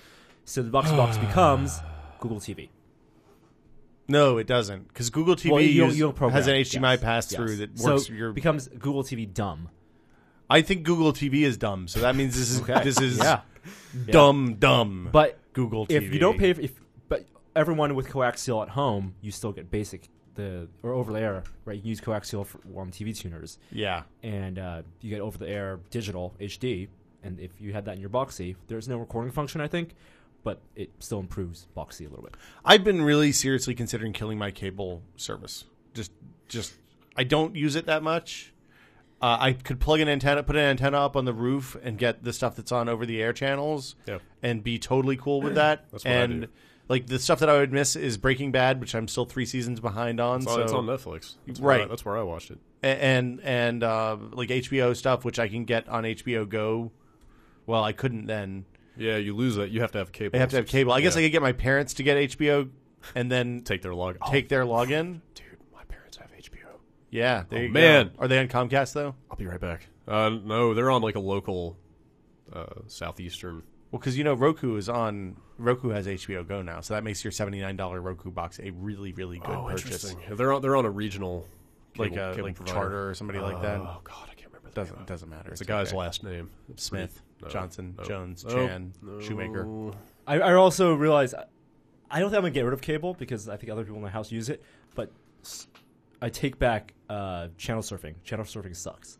Yeah, I It's told you. depressing. I told you this for I years. used to enjoy the possibilities of channel surfing. Like, oh, it's something good to be on. But in the past, like 3 nights, just channel surfing, looking for stuff.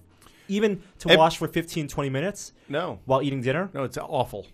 For Nothing every to watch. for every time you luck out and hit the knife show on QVC, there's 300 times that you can't find anything and you end up watching Oprah's channel. Yeah, it's a huge waste of time. Right. It's bad. It's bad news all around. Yeah. And I've like TV has been so shitty lately. I've almost entirely stopped. No, I still need it for the Colbert Report Daily Show. See, I don't watch that stuff anymore. I watched South Park last night. That was pretty good. Yeah, did you watch? I watched. Was the? I think you grossly overstated how good it was. I missed last week. I thought that last week's was this week. when I grossly overstated that. So the one where Cartman, the 1% one, is the one that I thought was a new Scott Tenorman. That one was very good. I'm so behind on South Park. It was fantastic. The one for this week was not very good. I would love to see like an exhaustive behind the scenes like breakdown of how those shows get produced. Did you not see this documentary? I mean, is there one? Oh, we talk about this. I've read about their production process. But no. To see it in action. When did we just talk about 1 this? month ago, or maybe like 3 weeks ago, Comedy Central aired I think it was a 1 or 2 hour documentary about the making of the Human Centipede episode. Okay, I heard about that actually. And it was, and basically it takes them like 7 days to make an episode. Yeah, they can turn an episode around in a week. And they filmed the entire process. Oh, cool. I need to see that. Is it on Netflix or something, or is it on Comedy Central? It's on Comedy Central. The entire process, from like all the rewrites to the animating, to the girl who has to call standards and practices every day and go over dialogue and say, "Can we show this? Can we say that?" They probably have a pretty intimate working relationship. Oh yeah, and she's like, "Oh, hey," she's like, "Hi, Maud." First name basis. Yeah, it's Sally here from South Park Studios, and the guys really want to say these words, like, but they really want to say, "Can we get?" And then the guy literally drives over because they produce in L.A. Drives over to the Comedy Central like with the hard disk with the videotape, and then they send it over an hour before to New York, and then broadcast it for the New York show. It sounds like, from what I read about it, it sounds hellish. It's like a 100-hour week for everybody involved for and apparently it's like the same season. cycle every week where I think Trey Parker, who writes them, like he gets like super depressed. And like he hates himself, and he can't diss himself in the writing. And it's never perfect, and then suddenly it all comes together at the end. I assume that's why they break the seasons up the way they do. I think because they only air like 7 episodes at a time, and then they take 6 months off. Yeah. Because you'd have to after that. You'd want to kill yourself. 7 straight weeks of like 100 hours or whatever. Like, ugh. Did you hear the Fresh Air interview with Terry Gross and Trey Parker and Matt Stone last year, or maybe it was earlier this year? Was it for Book of Mormon? It was for Book of. It was either for Book of Mormon or the new season of South Park last year.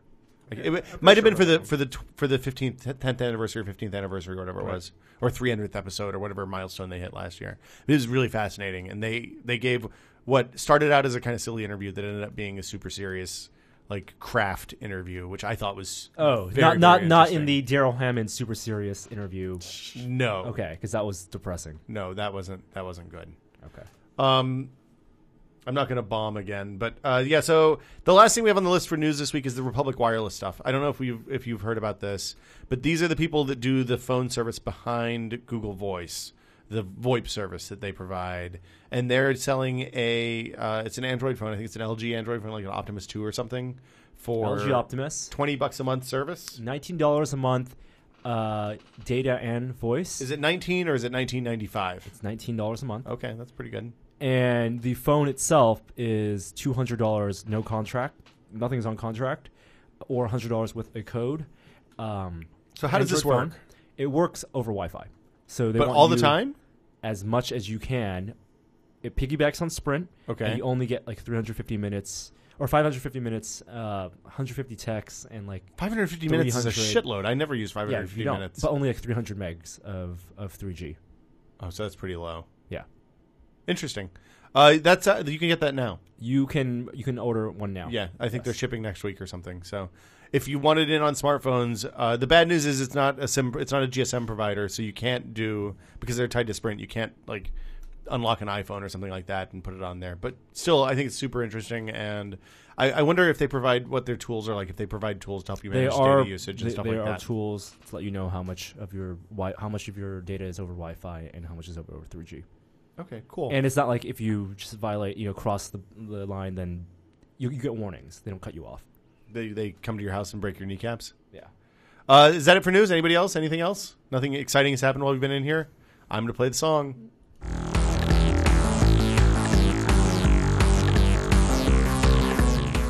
So after a relatively quiet last week, we have a lot of stuff that we've tested this week. You want to start with the little stuff or the big stuff, Norm? Your choice. Little stuff. Plug-bug.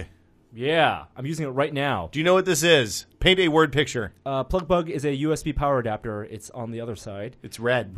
It connects to your 45-watt or 85-watt MacBook power charger and adds a USB port to it. Okay. And it's $35. Which is currently empty. Well, I'm not plugging USB Yes. on it, but it's connected to my power supply. Yeah, my, that's a my cool idea. Power supply.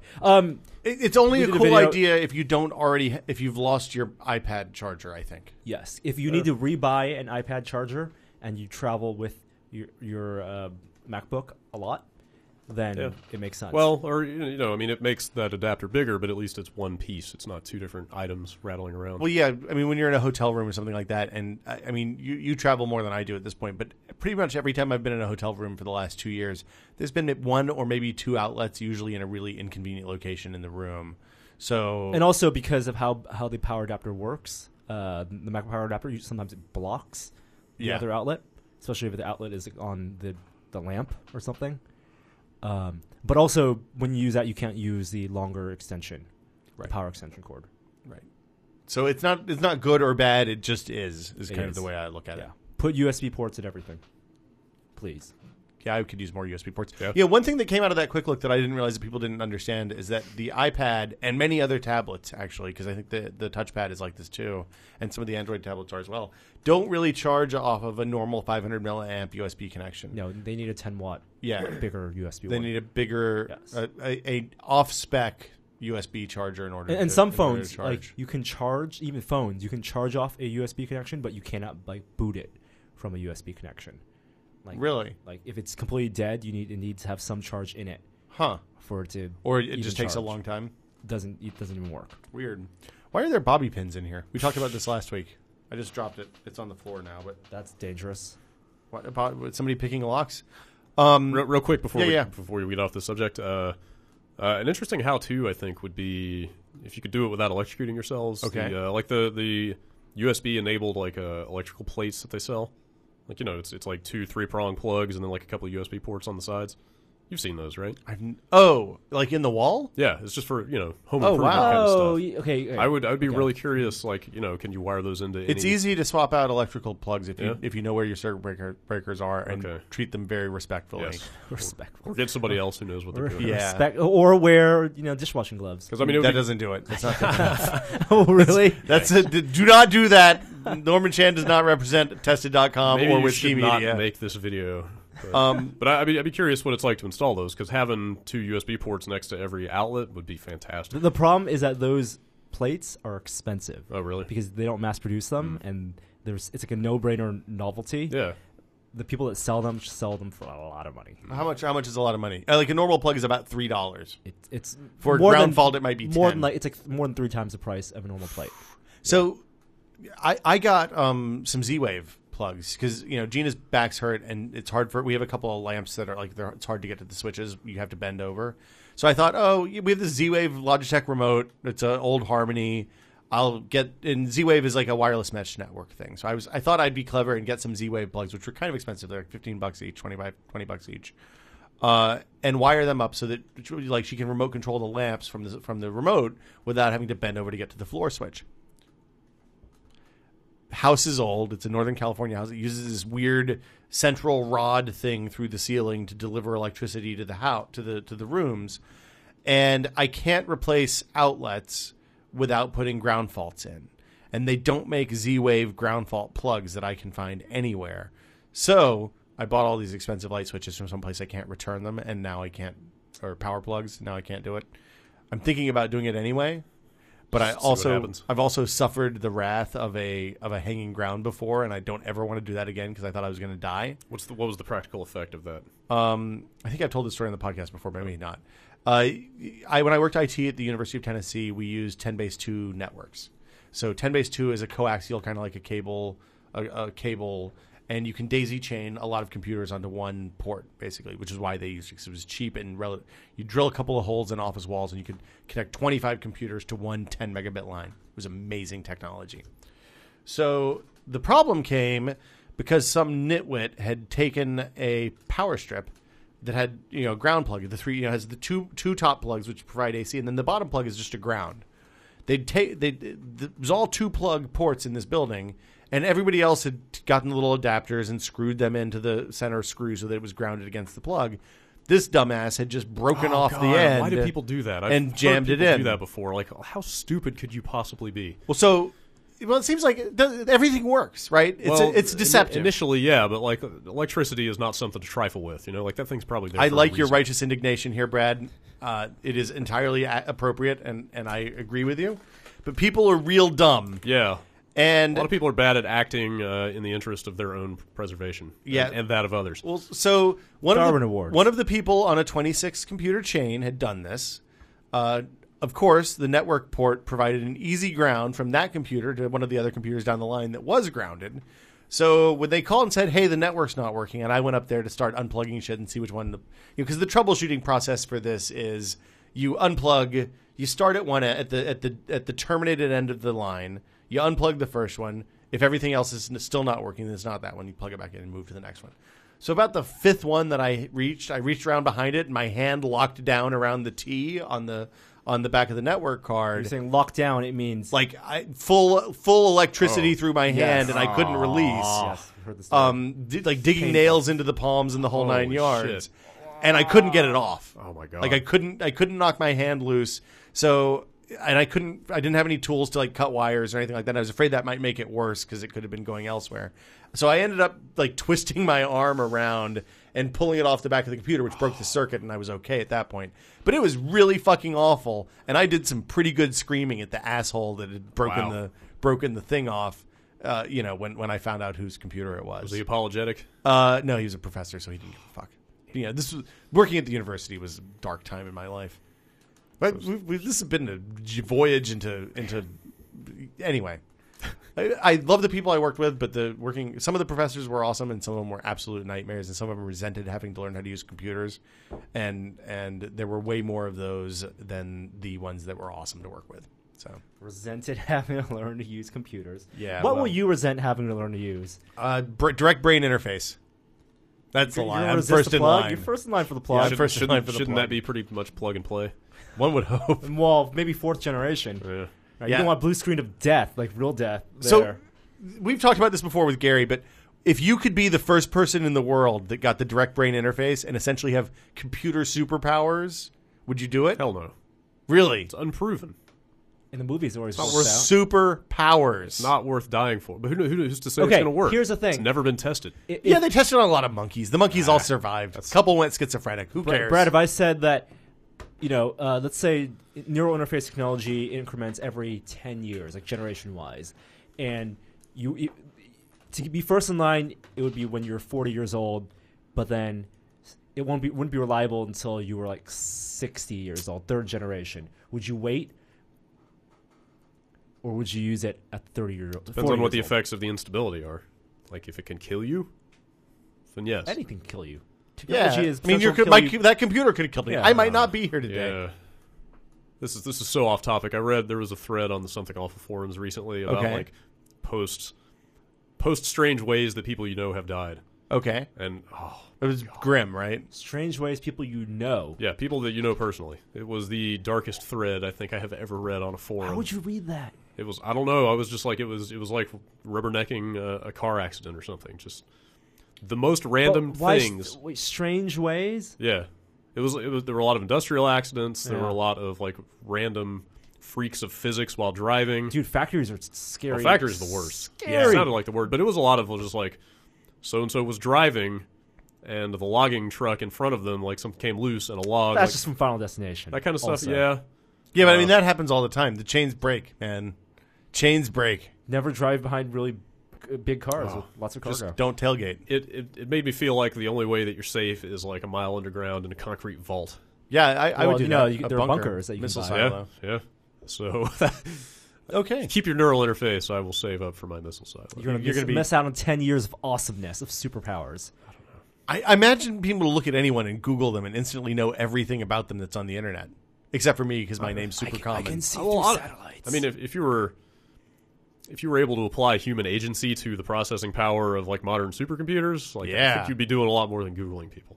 What if they took the harvest? You'd be able to predict a little bit into the future. Yeah, like I would turn my attention towards solving like every major problem facing humanity. Huh? Like how to beat girls? I mean, isn't that the whole idea of the singularity? Like, no, I think the whole idea is once like intelligence meets like computational power, No, once the intelligence point can program itself faster than we can program it. Well, that's what, then yeah, it's that's what I mean. exponential.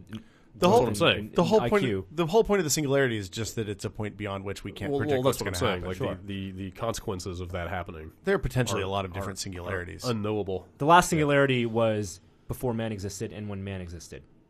Really?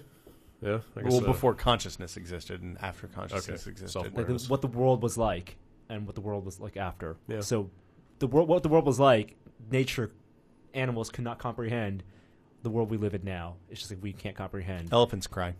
the world after Elephants us. cry, Norm. Elephants cry. All right.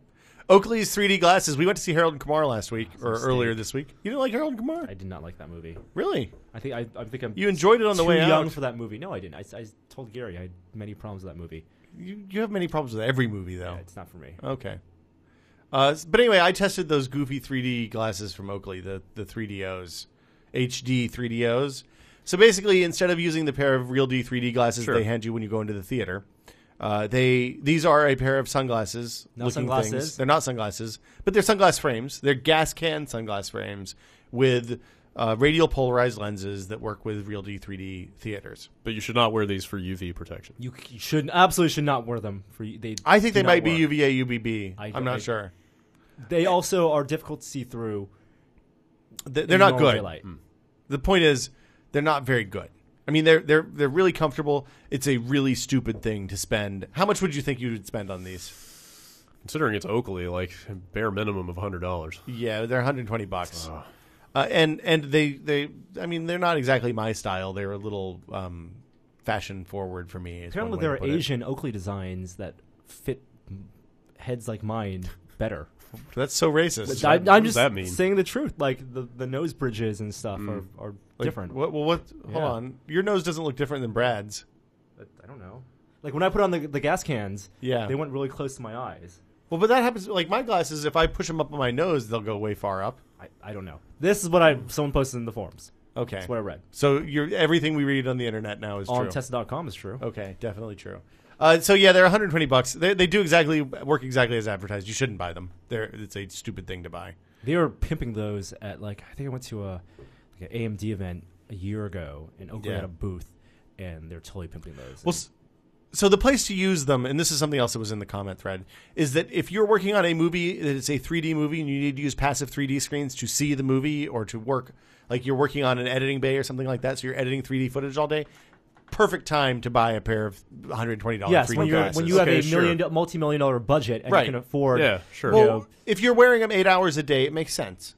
Like I can get behind. I would that. not want to wear real 3D glasses for 8 hours. Oh, can you imagine the headache? Oh my god! At the end of that, that would be horrible. Ugh.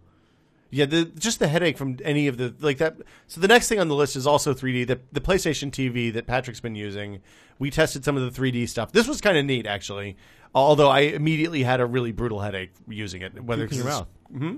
You puked a little in your mouth. I think that might have been because of the sandwich. The second day I wasn't so bad, but yeah, there was mouth vomit involved. I'm never coming on this podcast. Can we talk about bathrooms some more? What's the worst public bathroom? I really shouldn't have had that Krispy Kreme donut. Really, you feel bad about it? I feel really terrible right now. Did you have two of them or just one? I had 1.5. Oh, oink oink. Yeah, it's neat because the thing that it'll let you do is show player one screen, show player two a different screen, so both people can have full screen game. But you only see, normally saw what he was supposed to see. I only saw what I was supposed to see. It's neat. There's a substantial amount of ghosting, enough that you pick it up as soon as you stop moving, and it's just not. It's not the best experience. Like if you're flicker prone and get headaches from that stuff, that will happen almost immediately. It's not. I'm getting a headache thinking about it actually at this point, and it's twice the price of a normal 24-inch monitor. Or for the amount of money you would spend on that, you get like a 42-inch TV pretty much. Yeah. So it's because it's $500. Yep. Yeah. So not a pricey. Not a great dorm room solution. No. I mean, size wise, is but the price, like how many college students have $500? Not many. Well, it's their parents' money. Also, student loans. Right. Or you just don't buy textbooks that season. An irresponsible use of your student loans. You survive off tacos for a month, and then you have enough money to buy right. TV. That's why do you think college kids eat ramen? God, I feel old. You know what I bought in college to play games on? Sega Genesis. Well, no, to play games on. Oh. A secondhand Commodore monitor. Oh wow. Like 13-inch CRT. What? Before I went those things they had I had From eBay, I bought two 21-inch CRTs, ViewSonics. Well, this was for consoles. This was to hook up like a PlayStation 1. This for PC gaming, motherfucker. Yeah, I played PC games too. Okay. Yeah. Okay. Bong. Yeah. I took a 19-inch CRT TV to college and a 13-inch Wang CRT monitor to college. Because the computer that I took to college was a 386 SX 25 made by Wang, motherfuckers. Wow. I don't feel old anymore. No. In fairness, it was kind of a shitty computer back then, but it had a CD-ROM drive and 2 megabytes of memory. I could play Wolfenstein 3D like a But did other kids have computers?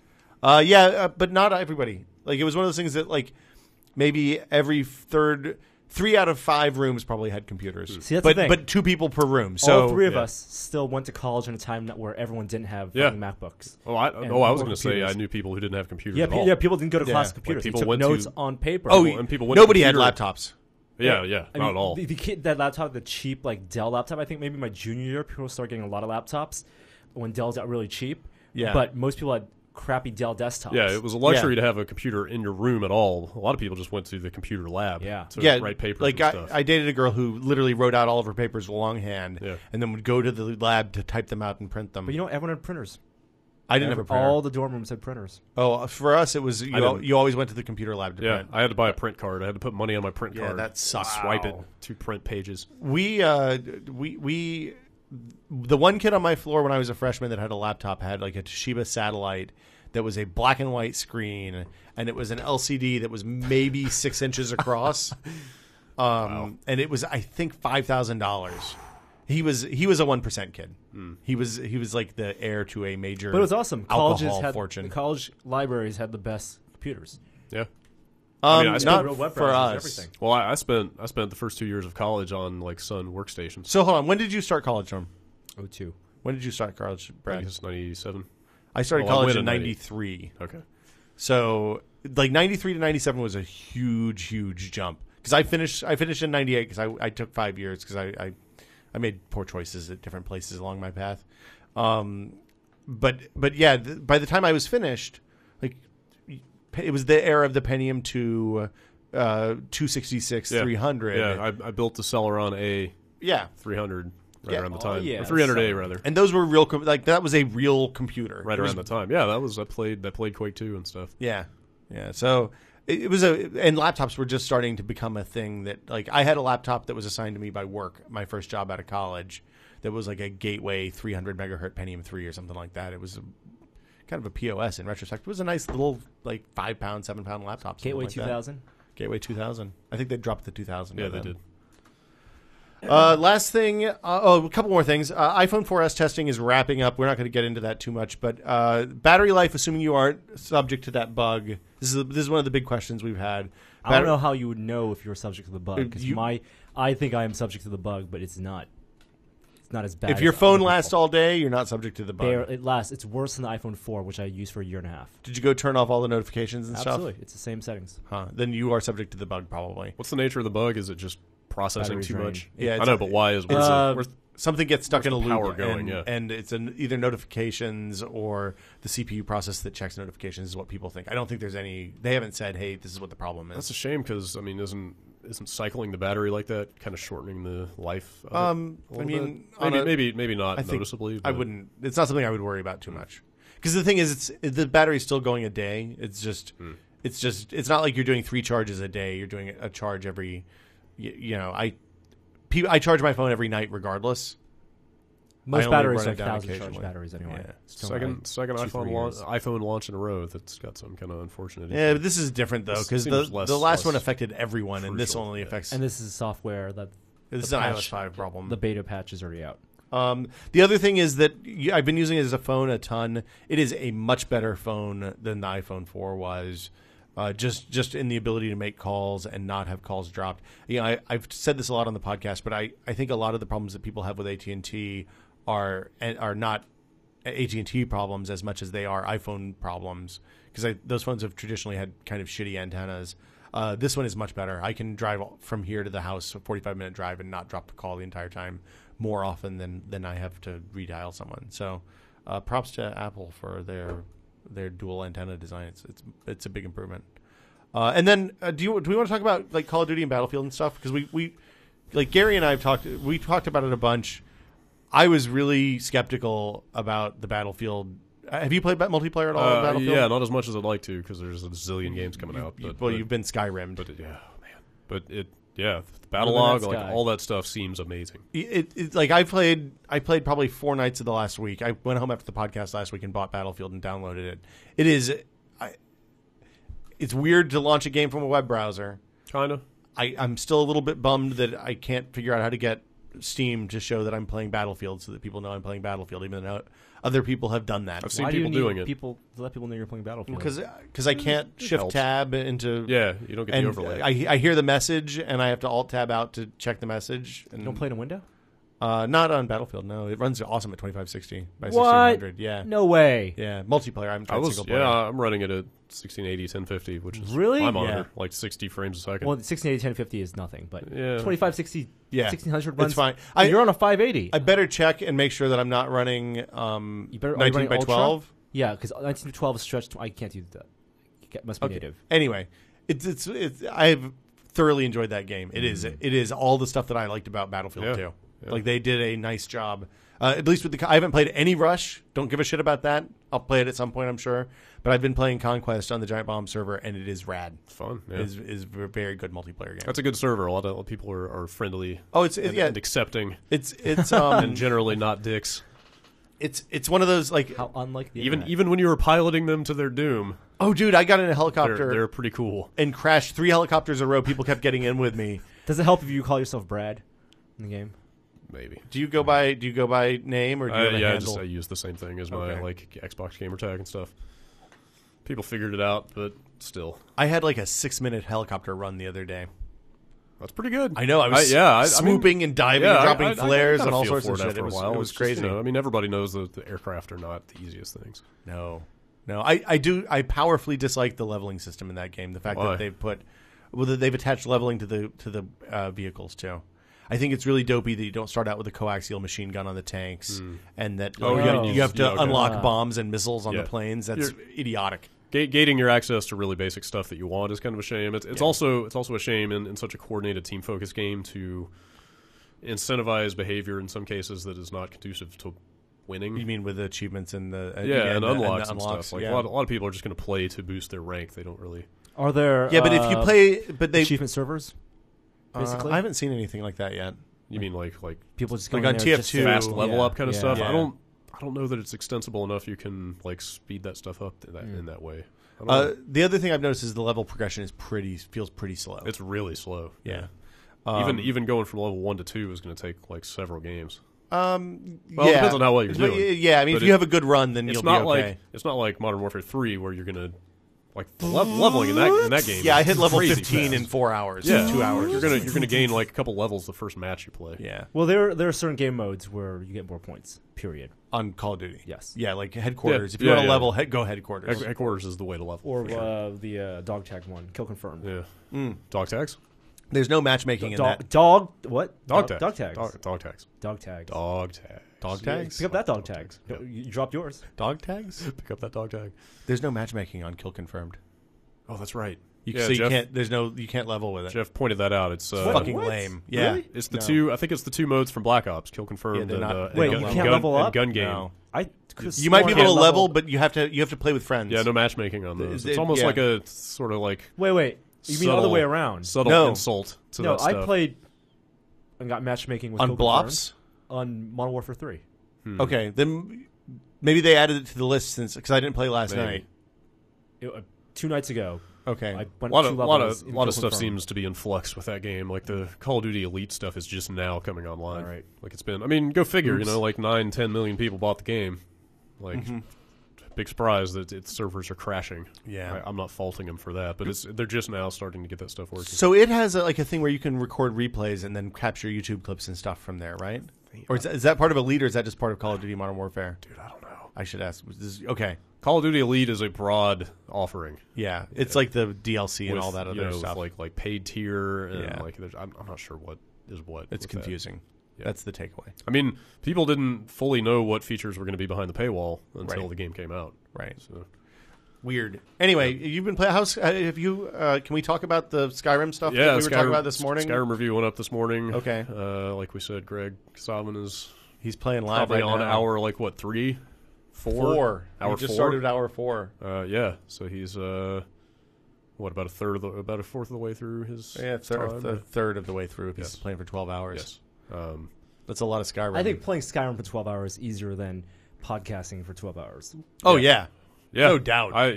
Just putting it out there. Speaking of someone who is talking some shit, I wasn't going to do that, but you're right. I'm not going to lie. I'm not going to contest that. I was talking to Dave and Ryan this morning because I came in a little bit early as they were coming off, and Dave literally looked over and was like, "I don't know how you guys did that for 24 hours."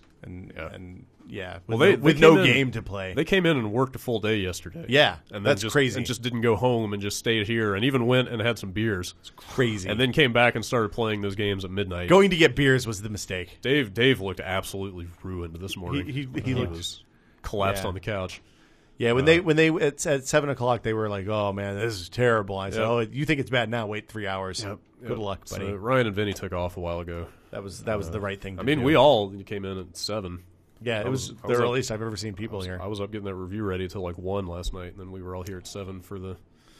There's a lot of stuff going on. Good game, right? On our site. Skyrim is amazing. Yeah, it is easily the best one of those kinds of games that Bethesda's ever made. That's good. You kind of expect that. I mean, the lessons they're learning from game to game are very clear. Like they're figuring out all the things they're doing wrong. I mean, nobody's really still making games exactly like that. Well, the Kurt Schilling's guys are working on something that's in that same vein, Kingdoms of Amalur Reckoning actually has some of the big names from the design team of Oblivion. Yeah. So it sounds like that is going to be a pretty similar game. Although even that it's a third-person game. It sounds more combat and action-oriented, so it's still not quite the same thing. Okay. But, I mean, it's kind of like the secret sauce of the Elder Scrolls games is just like you've got a system here for AI behavior. You got a system here for like the passage of time and like weather effects. Yeah. You've got a really generalized system for like picking up every single thing in the game world, and they all have like attributes attached to them. So like all these systems mesh together to just create this like ridiculously. Well, it's just a set of rules. It's a bunch of rule sets like squashed up in this like fantasy game world where you can basically do whatever the hell you want. I wonder how long it is before they start putting in like quest stuff in those. Like how long are those games built before they start making a game out of it? How do you mean? Well, I wonder how much of the development process is world building versus when do game the content building. designers get to start building quests? I'm sure they start writing them early on. Oh, of course. The tools have to mature, and I don't know. Yeah, I don't know when when they prototype and when the quest is done and all that stuff. But they're just crazy big games. It was a big headline a few months ago that this game has infinite dragons. Okay, infinite dragons. Yeah, so it's dragons all the way down. Yes. Okay, top to bottom. Nothing but dragons. I mean, all that means is that the dragons keep spawning, randomly. Okay. Like you never can kill all the dragons. They'll keep making more. Is that controversial? No, I mean, it was awesome. Like, that sounds cool to me. Great. Okay. I mean, EverQuest had 2 dragons at launch. That sucks, man. This is an infinite number more dragons than EverQuest. Doesn't that devalue the dragons? Dilutes the value of the dragons? No, because they're pretty tough to beat. And they're not that frequent. It's not like every 5 minutes. What do you collect when you kill a dragon? Are there dragon scales? So you get a bunch of scales and bones, which are just valuable vendor trash. If you hold dragon scales, does somebody from one of the covenants come in and kill you? No. It's a different game. Nobody seems real interested in them, honestly. If you kill dragons, shit should happen. More importantly, you absorb the soul of the dragon. Oh. Which souls. There's a lot going on in this game, but one of the things they added is shouts. So you're dragonborn. Like, okay, dragons have been gone for like 3,000 years. Like, people don't even really believe they existed at this point. So it's like Song of Ice and Fire, kinda. Okay. Although the game is so Nordic, like it's Viking Town. Okay. So it feels really different from that. So you're dragonborn, which means you like have the soul of a dragon, and for whatever reason, you can absorb the souls of other dragons. Is that something you like tell chicks in bars? Well, to you get don't them to know. sleep with you, or probably. Okay. I probably would. Wow. I mean, you're the only one. I don't think that would work here in the real world. Anyway, so that means you contemplating. So you can speak the language of dragons, and like dragon words of power are basically like super powerful spells. Mm-hmm. So every time you learn a word somewhere, you can cash in a dragon soul on that word. I know this sounds ridiculous. And it turns into a shout, which is like a really awesome magical spell. Okay. So okay. That's the benefit of fighting dragons. But the thing I was going to say once is you killed like a dozen dragons. Yeah, I've actually killed like 12 to 15 so far, I think. So, but do you want to continue and the dragon fights are the most impressive things in that game. Not only because like it shows that the engine has really evolved, like there's like an epicness to the way they animate and swoop down and stuff that they just never could have pulled off in the old games. Yeah, but also the dragon fights have tended to expose some of the just emergent absurdity that can happen in those games. Like I had a dragon fight a horse. Okay, like the dragon was spraying his fire everywhere, and it must have caught a horse. And it aggroed the horse. And the horse was pissed. And all of a sudden, the next time the dragon landed, the horse ran over there and started rearing up and like hitting it with its hooves.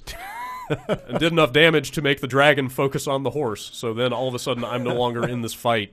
And it's just the dragon and the horse like going at each other. So your horse tanked the dragon. Yeah, for you. like so much ridiculous stuff can happen. I had a conjurer, which they can like raise corpses into zombies to fight for them. Yeah. I had a conjurer raise a slain chicken. Okay. In a fight. Like the chicken had gotten killed somehow. That didn't go. And like the conjurer AI like looked around for corpses to raise and saw a chicken and brought it to life. Can you raise a dragon?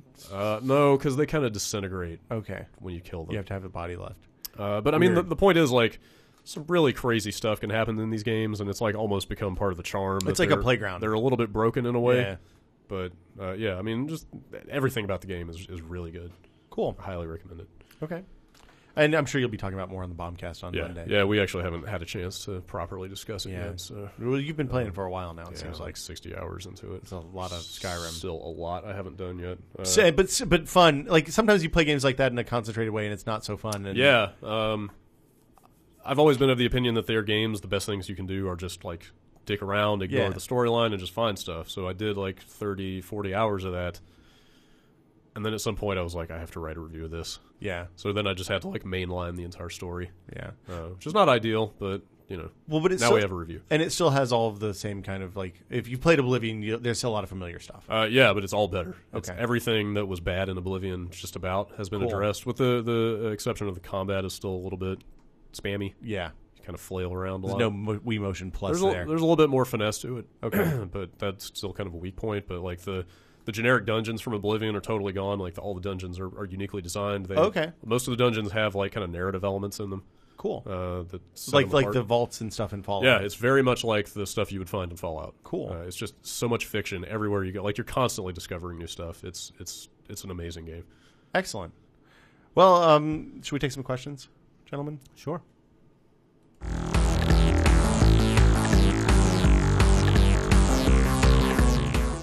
I apologize if these sound bad. I forgot to screen them this morning because I was watching the Skyrim stream, so I'm a bad person. Brace yourselves. Hi, Will, Norman, Gary. Anders from Sweden here. Little hometown trivia. I live in the town where the Swedish Prince Daniel Westling was born and raised. And as for my question, a few weeks ago there was a rumor going around that Apple is questioning the future of the Mac Pro product line. According to a report, high-end workstations are no longer a particularly profitable operation for the company. Considering how popular and powerful modern laptops are, do you think we're heading into a future where workstations will become a niche product, or even disappear altogether? Thanks, and keep up the great work. We've talked about this a lot. Like, when Final Cut Pro came out as not a pro-level product, like that seemed like the first sign in moving this direction. You guys called that. Okay, well, less so because obviously prosumer, differentiation between professional, prosumer, consumer, lines are blurring. Everyone is now kind of like a prosumer. Well, it's kind of reaching a point where what matters is the port that you have to connect something external. Yeah, MacBook Pro doesn't mean it's not for professionals. It's just for normal people. That's why they don't sell the MacBook anymore. And MacBook Air is the bottom. I mean, it's still kind of expensive. So what are the advantages of a Mac Pro that you get over let's say a MacBook Pro that's just as capable processor-wise? Or an iMac. Or an iMac. So, yeah. So what are the advantages? Storage and graphics. Well, and the fact that you can put two CPUs in the Mac Pro, so you have 12 cores versus 6 or probably 8 in the not too distant future. Yes. We're probably not going to get the multi-core, like two CPUs on iMacs or laptops. I would say that is very unlikely. And there's going to go for faster, better, more capable Intel chips. Storage, Thunderbolt takes care of that because you can just Thunderbolt and daisy chain. Well, assuming it's the appropriate number of channels on the port. Like the MacBook Air only has 2. Well, the MacBook no one's Pros going to be have 4. doing MacBook Airs aren't replacing Mac Pros, but right. MacBook Pros and iMacs have the full Thunderbolt port, which will only get better that you can daisy chain tons of drives. Right. And so graphics, that's really but for most editing stuff, you don't need it's workstation graphics. Right. And it's not real time GPU stuff like for games. Right. So I mean, I think there's a you're not real losing possibility that Mac too Pro much. will go away in the next 4 or 5 years. and it's expensive to develop, and Right. they don't sell, and the units, the quantities they sell are so low. Probably like high R&D cost, low volume, right? It's better. Yeah, Low it's good volume margins. sales. It's good. I mean, it Oh, should really? be good. It should be reasonably good margins on the way they're pricing those workstations compared to Dell and HP and those guys. But it is a low volume. They're business. not selling enough to make it worthwhile. And especially if they're not selling Final Cut Pro, so people don't need Mac Pros. Like if you look at it, any shop that runs Final Cut Pro to do big edits on, whether it's for movies or commercials or music videos or stuff like us, or anything on down the line that you would use for video editing, those people were all buying Mac Pros. Without Final Cut Pro as a professional level video editor, the need for Mac Pros goes away for a massive market. Yeah, so it's true. It's probably a Vinny question, but like, what's wrong with Final Cut 7? It's not 64-bit. Oh, okay. So it's just kind of immature software at this point. Well, it's old. Well, it's or 4 years outdated, old. outdated. Yeah, but I just meant in terms of like editing techniques and stuff. Like that stuff probably hasn't changed. No, they like that. Yeah. The problem with Final Cut Pro 10 is they changed the paradigm for right. the, That's for what the I timeline. mean. That's what I mean. What I meant was what's stopping people from just continuing to use 7. But if it's like not robust from like a performance standpoint, that makes sense. I think I don't know how multi-threaded it is. I know that you can hook in different renderers and stuff like that. And the people who are supporting that stuff are continuing to advance and do the new formats and containers and all that stuff. At some point, Apple's going to just say, "Hey, we don't support this anymore on the OS," and there won't be a way to run that. Yeah. So then you'll be stuck either running old versions of OS 10 and old version of Final Cut, or switching to Premiere or something else. So it's kind of a gnarly situation. Yeah. And hopefully they're going to continue. They've already added some of that stuff back to Final Cut Pro 10. So hopefully that'll continue, and by the next version it'll be a suitable replacement. But until then, I mean, only being able to run 2 gigs of memory on a video editor seems really limiting. 2.5, whatever it is. So we've got one more question. I'm going to play it again. Brace yourself. I apologize. Hey guys, Devastator from the site. I'm from good old Adelaide, South Australia. Cool little fun fact. We're known as the City of Churches because it's believed there's actually as many churches in Adelaide as there are houses. So I've got a question for you about the Zune player. I know you guys talked about it in the last podcast, and it's something still new to me. We've never had them in Australia, and I've just decided to get myself a 120 gigabyte player and a Zune HD for my girlfriend. The reason is because now that I've had my Windows phone, I'm loving the Zune Pass. Now it's finally come to Australia, and I can be getting rid of my American account. I didn't tell you that. Basically, I'm just wondering what you guys think of that service and the players, because I've noticed that even though I find the quality is amazing, the popularity is just so underrated. I'm just wondering why you guys think that of the player, or why you guys think of that of the marketing. Thanks, guys. Always be testing. There's no market outside of iPods. Very small market for music players. The Zune It's HD, iPods and cheap stuff. yeah, Like and if you look super at cheap. Well, if you look at like what Cohen is doing with their players, they've always made good players, but they've been low market and they don't market low volume, and they don't market them particularly well in the US. And even before the Zune HD came out, and the first Zune came out, it was always iPods and then the Cohen or iRivers, which were for pirates. Or for Same with Apple TV stuff, and it's I would people say who want to that- get legitimate content, from Apple or from Microsoft's service, like on Xbox, or people who download stuff Or rip their own and want to CDs. put it on hardware. Do you think people didn't rip their own CDs? Sure, people rip their own CDs, but then you could also play. If you rip your own CDs, you can still play it on iPod. You can do that with downloaded stuff too. People want FLAC and all that stuff. Oh. Zune didn't offer So any of that pirate extra audio files. stuff. Yes, Okay. people didn't really. Zune didn't do that, and so while it was great hardware and the software was awesome, people had iPods ready. I found I have a Zune HD like 16 gigs in a drawer at home, and I haven't charged it. It makes in me a little year. sad when I see mine. It's an awesome player. It is, If you're on it Windows, iTunes sucks on Windows. Zune is still my music player in Windows. So, I never used the service because they got rid of, and they also got rid of the unlimited downloads. every month. So, no real reason to use it. That's the same story. And squirting never took off. I always wanted to be able to squirt tracks at people. I think that's going to come back, and Apple's going to brand it in a way that's not squirting. It's not squirting. Repulsive.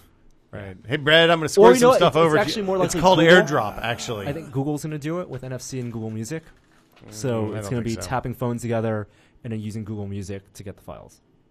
That'll do it for questions this week. If you have a question, do we answer the question? Oh, Brad has a. Can I ask a question? Yeah, go for it. I've been meaning for weeks. Wait, hometown trivia?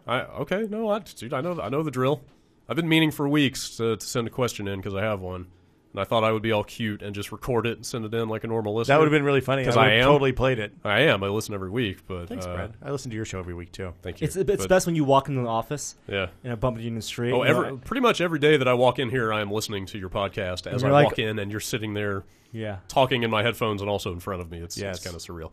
Anyway, I can never remember to actually record the question, so... Okay. Should we just do it live? Where are you from, Brad? I'll do my best. All right. Okay, here goes. Hold on. Should I modulate your audio talk through my so you sound bad? Does it sound better? No, just do it straight. That's fine. Hey, Will, Norman, Gary, long-time listener, first-time question asker. Okay. Little piece of hometown trivia. I am from the self-styled Apple capital of the world, or at least the United States. They have an annual Apple festival featuring all kinds of Apple-based recipes and other products. So my question is, on a lark recently, I got to looking at the itemized statement from Comcast and realized that I have been paying for some number of months $7 a month to rent my cable modem. I think the price has probably gone up over time, but for the last 3 years I've had Comcast, I've probably given them $200 or something for that modem. Anyway, it seems like it's probably time to buy a cable modem. I was just wondering what your thoughts were on that, if it's a good idea. Any models I should be looking for, if I should worry about DOCSIS 3.0 and stuff like that, like what your recommendation is for getting your own cable modem. Thanks, and always be testing. So now I'm going to do the thing where we talk about something that's completely not the question. What was the question? Yeah, what was the question? Have you ever been to an Apple festival, Norm? No. Have you had pressed apples? Never. Do you do baked apples? That was a really good piece of trivia because I thought you meant Apple, like the company. Oh, you thought it was Cupertino. But then, yeah. And I was like, this guy's not from Cupertino. He's from the he doesn't sound South. like he's from California. Yeah, and then he's apples, and then he never gave any specifics about what Apple products he enjoyed. I think he meant festivals. Macintosh. Right, like were they just pies? Granny Smith. I like a good Granny Smith. Red Delicious. I used to pick those off the tree when I was a kid. Fuji. Brayburn. Brayburn's only good in pies. Yeah. But I love a Fuji. It's real crisp. Fuji is my raw apple of choice. Apples, if you want a dieting tip, here's one. If you don't feel hungry enough to eat an apple, don't eat. So that implies that you don't really like apples very much. Most See, I would almost like always apples. eat an apple because I like apples. Even if you're full, you'd eat an apple? Probably, apples make you really full. It's a lot of sugar in apples. And fiber as well. Fiber. Yeah. But if you're it's hungry, a perfect food, really. And you're not hungry enough that you would eat an apple from sitting on a table in a plate or something, in a bowl. Well, usually those are don't eat anything else. So you're eating an apple or nothing. Well, no, like mentally. Yeah. Exactly. So Norm's saying use that as your judge. Okay. I like an apple pie. A Brayburn Macintosh is what I put in a pie. I didn't say apple pie. Pretty good. But apple fritter. Yeah. It's a little bit much, actually. Yeah. You usually can't taste the apple in an apple fritter. What other things can you make with apples that aren't just apple sauce, apple butter? How do you make apple sauce? Love apple butter. Love apple butter. What the hell is apple butter? Oh, you've never had apple butter? Never had apple butter. It's kind of like peanut butter. No, it's not at all like peanut butter. It's kind of got I love that applesauce. I mean, it's not that gooey. It's the things that Stephen Hawking and also babies enjoy. It's more of like a spread. It's kind of an apple spread. I love it. Yeah, so apple butter, it's got like clove flavor. Yeah. There's stuff added to it. It tastes like apple pie, and you could spread it on top of like a English muffin with some peanut butter. Buttermilk biscuit with butter and apple butter is all you need. I gotta try apple butter. How do you make applesauce? You cook the shit out of apples and then put you mash them and sugar put them in the fridge? and stuff in there. It's a big process. You do. I think you need a kettle to make applesauce. I think right? applesauce, the one thing that I will eat like crap applesauce, like from Mott's. No, not Mott's. Not the stuff that's like in the plastic. Gina buys Mott's. It's gross. Plastic with the foil tip. No, but I will eat applesauce from like a can, like the tin. Oh, like they make. It's usually in a jar. Jar's good. I stopped getting applesauce because apple juice and applesauce kind of give me heartburn. I don't know why. Yeah, that's acidic. Why would you? To an extent. Yeah. I don't know. Apple juice. I love apple juice, and I just can't drink it anymore. Apple juice, I want the cloudy apple juice. You want like cider. The real apple juice. You want cider. I can't do apple juice from concentrate. That's gross. I don't know. Apple juice with ice. I love a good apple. I had something that was better than a Fuji the other day. It blew my mind. It was a Honeycrisp. It's like the same texture as a Fuji, but more gala size, like not quite so tall. and real sweet. Do you just bite into the apple, or do you slice it? I bite into the apple. So you eat around the core. Fuck yeah! Sometimes I eat the core though too. What's wrong with you? No, you don't like the core? I slice the apple, but I won't peel the apple. Why would you peel the apple? Some people peel the apple before gross. they eat the Oh, apple. but the peel's good for you. No, yeah, exactly. I don't peel it. I slice It's it. waxy. I'll slice it if I'm going to put some peanut butter on there. Peanut butter on apple slice is pretty good. So do you guys do the peanut butter? Do you put apples on your peanut butter sandwiches? Really, I like really thin slice. Yeah, you do a thin slice. I like peanut butter, banana, maybe a little cranberry sauce, and some apple slices. Dude, cranberry? Like a cranberry sauce, fruit like salad unsweetened sandwich. cranberry sauce. It's fucking awesome. Man, Unsweetened cranberry with turkey. Yeah, and apple. It's very thin apple slices. That's good too. Really thin apple slices are kind of like the better version of Sprouts. Should we answer the tech question? What was the question? I believe the question was if the caller wanted a cable modem, having paid $7 a month to rent. First of all, $7 a month is expensive from Comcast. I pay $5 a month. I don't know how it went up, and I'm pretty sure it started at like 3 or 4. So a couple things to consider are I can look at you because you asked the question. The couple things to consider are one, do you just get internet from Comcast or do you also get TV? Just internet. Okay, if you just get internet, the DOCSIS 3 modems I believe are kind of expensive. $80. There used to you be should have bought the cable modem ones. 3 years ago. Yeah. A couple years ago, when before Xfinity, their campaigns, and maybe you can still find them now. You can get the with the rebate, the Motorola modem. With the surfboard. I'm going to tell you. And that's what I use. I have personal experience here. Yes. When my cable was out, and every time I would call and say, "Hey, my cable's out," and they'd say, "Oh, it could be your modem. We'll send somebody around in 3 days to check." I got tired of that bullshit, so I just went to Best Buy and bought another cable modem. A DOCSIS 3 Motorola cable modem cost about $80 at Best Buy. Totally worth buying. The process to change it over is a little bit of a hassle. Because it has to be provisioned, right? Yeah, you have to plug it in. You call them on the phone. They're going to ask for the MAC address on the old one. They're going to ask for the MAC address on the new one. And then you just swap the cable over and you should be back in business in like 2 minutes. Even if you're not using DOCSIS 3 speeds right now, it's worth getting the DOCSIS 3 speed modem for the time in the future when theoretically they will reduce prices enough that you will want 25 or 50 megabit cable. I've got whatever their fastest. I think I'm at like 22, 25. Well, they have 50 now if you have DOCSIS 3 one. Okay, I'm at the 20. If you get so you're the normal. I download games from Steam at 3 to 4 megaseconds. Yeah. So you're basically at like you're at the $30 a month plan, basically, right? $39 maybe. Oh, they charge you more because you don't have cable. Internet only, it's like $70. Yeah, they really gouge you. Yeah, it sucks. Wow, I pay $100, including all the fees and the modem rental. $103 a month. Your time's almost up on that though. 2 years. 12 months. Oh, you got 2 years. Can you send me your dude's email? Comcast, I want to talk to him. What was the guy's name? James. No. John. Joey. Doesn't matter. I don't know. Gary. But the guy hooked me up, and you get the Comcast. Yeah, again, though, I don't TV want. I do not want the option and the temptation of sitting on the couch flipping through 500 channels. But you know what? Like I said before, flipping through the channels just gets you depressed. Well, It'll just tell you that there's nothing on TV. Brad has made the right choice. If it's not in the house, then I can't do it. But you won't actually sit there and watch. Although I did watch Batman last night. You may have Batman Begins or no, Batman 1967. You may have stronger willpower than the movie. No, the TV show. Did you know they made 120 of those episodes? Yeah, they're all bad. It was a popular show. No, they're all fucking good. Every single one of those is not good. 3 seasons. Think about it. 3 seasons. They made 120 episodes. They are all fucking amazing. Do you know how I know you love Batman too much? You think Adam West Batman is good. It's hilarious. Ugh. It's Anyway, hilarious. yeah, get the DOCSIS. Brad should get the DOCSIS 3 modem. If it says DOCSIS 3 on the box, that's all I need. Yeah, you can get it from Amazon probably a little bit beyond cheaper. that, I don't need to worry about. Don't go on Craigslist and brand or don't buy a used appliance modem or anything. No, I won't. Just get a DOCSIS 3 modem. That's and then make sure you take the old one back to the cable box place. Like you'll have to drop it off at their local reseller. Now the danger is if it breaks, you're gonna have to buy another one, or if deal with the warranty stuff. Or if they upgrade again, then I'm gonna be behind. You got a while before DOCSIS 4 is a problem. Okay, and they'll continue back. Like DOCSIS 2 modems still work if you plug them in today. You just don't get the better speed. You just don't get the fast speed. So yeah, I highly encourage that. I think it's a good way to, especially if they're charging $7 a month now. That's crazy. Yeah, it's so offensive even. So that'll do it for us this week.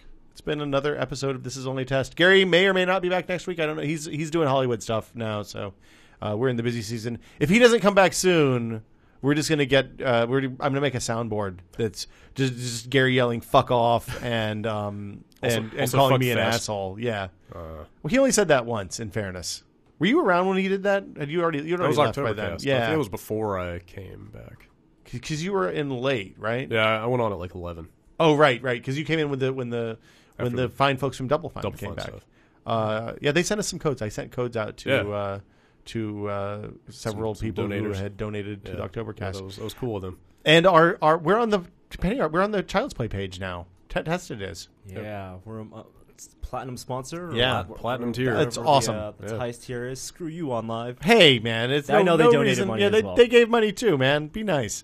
I'm saying if Norm, you're a big company, sometimes go all the way and go platinum. They're a startup, man. $50,000 is a lot of money. They're not really a startup. They're startup-ish. But I mean, we didn't. That is not tested money. That is you guys' money. Absolutely. So yes. Thank you guys so much again. It's all of our contributions. Yeah. Are you going to go to the thing? Are you going to go to the festival? We can get a table. Jamie said she. Oh, you mean the auction? The auction, yeah. Would you buy ridiculous things? I can't go because it's my wife's birthday. Oh. Yeah. Well, maybe Gary and I will go. Right. And I was represent Team Testing. You and Gary can go. And we will live stream it on Justin TV and bid on things for listeners. Or something. I have an idea, but we'll talk about it after the show. Okay. But we'll stay tuned for fake outtakes. I'm going to play a song, and then we're going to talk about stuff that's stupid for a few minutes. Hi there. I didn't see you. Tested.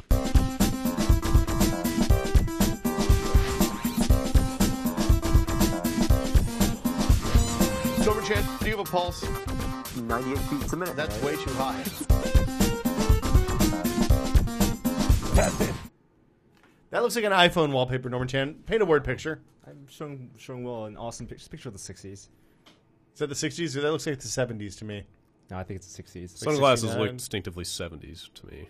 And the wood paneling. Yeah. Well, late 70s old guy. You weren't alive in the 70s, so you probably wouldn't know. Late 60s old guy looks a lot like early 70s young guy. Like those big lapels, the polyester came in on the old people first and then rocked down. Yeah. The picture is of Adam West with his arms around Lee Meriwether and Yvonne Craig. Do you think Is that both? Is that two Catwomen? No, that's Poison Batgirl. Ivy. Do you think Batgirl. were the young people wearing those fashions ironically then? I don't think they had invented irony. I don't think back they then. understood what irony was at that point. Irony is not something to be invented; it is discovered. I long for a day that the young people don't understand irony. Yeah, I feel like the rise of irony has done bad things to us. Well, also the misuse of irony. Let's bring back sincerity. You mean like that? Are you talking about the song? No, the irony is a word. Are you talking about? Are you talking about the Canadian lady who played God in Kevin Smith's Dogma? Alanis Morissette. Alanis Morissette. She has a whole song about this. I actually don't it's know. It's like that Rain on your wedding day. Dan Morris sang it at Rock Band Night one night. You remember? You were there. I blocked that. Remember when Dan Morris got booed off singing Alanis Morissette? Isn't it ironic on Rock Band Night? That was a long time ago. It's good times. There's a note under fake outtakes that says, I'm going to look at it so I don't mess this up. Mars 500. Yeah, I want to talk about this. You know about this, Brad? The Mars 500 mission. Oh. So we want to send a man. We want to send a manned mission to Mars. Yes. By 2030. Okay. We have no space shuttles. Oh. NASA's massively underfunded. Space shuttle is not the way to get to Mars. Barely have a space program. No, exactly. NASA's not we doing have much. a massive robotic space program. Oh, I wouldn't even call that. But we want to get someone, an astronaut on Mars by 2030. So the challenges not only are to build a spacecraft that can last the trip with the right technology and also with enough shielding to protect the astronauts from space radiation and need to be lightweight because we're talking about a ton of fuel. Ice. Yeah. We've talked about this before. Ice is the way to do this. And issues with bone density loss and a zillion other things. And also food because basically renewable a trip food. to Mars takes about 225 well, depending on days. orbit, depending on where we are in the respective orbits. Each way. And then if you want to stay 5 days on Mars for the actual mission, add that time. Basically, it's about 500 days. Do you think we'd really go to Mars and just stay for 5 days? Yeah, absolutely. Why? Why do you go to Mars? You can do a lot in that time. It's a multi-billion-dollar endeavor. Yes. I bet it might. We have rovers there already, so you go to Mars and you build a fucking base and you stay. No, it's a one-way trip. Dude, that is for like the 30th trip to Mars. Yeah. I think it's the 5th trip to Mars. I don't know, dude. I don't think you go for 5 days. You go for half a year. The moon is one thing. like the distance involved. Holy fucking shit! Oh, dude. it's an order of magnitude Yes. further. Yes. Like a real order. Not everybody always says it's order of magnitude. I mean, meaning it's like 3 times, but it's really the biggest problem with this. Oh man, this is good.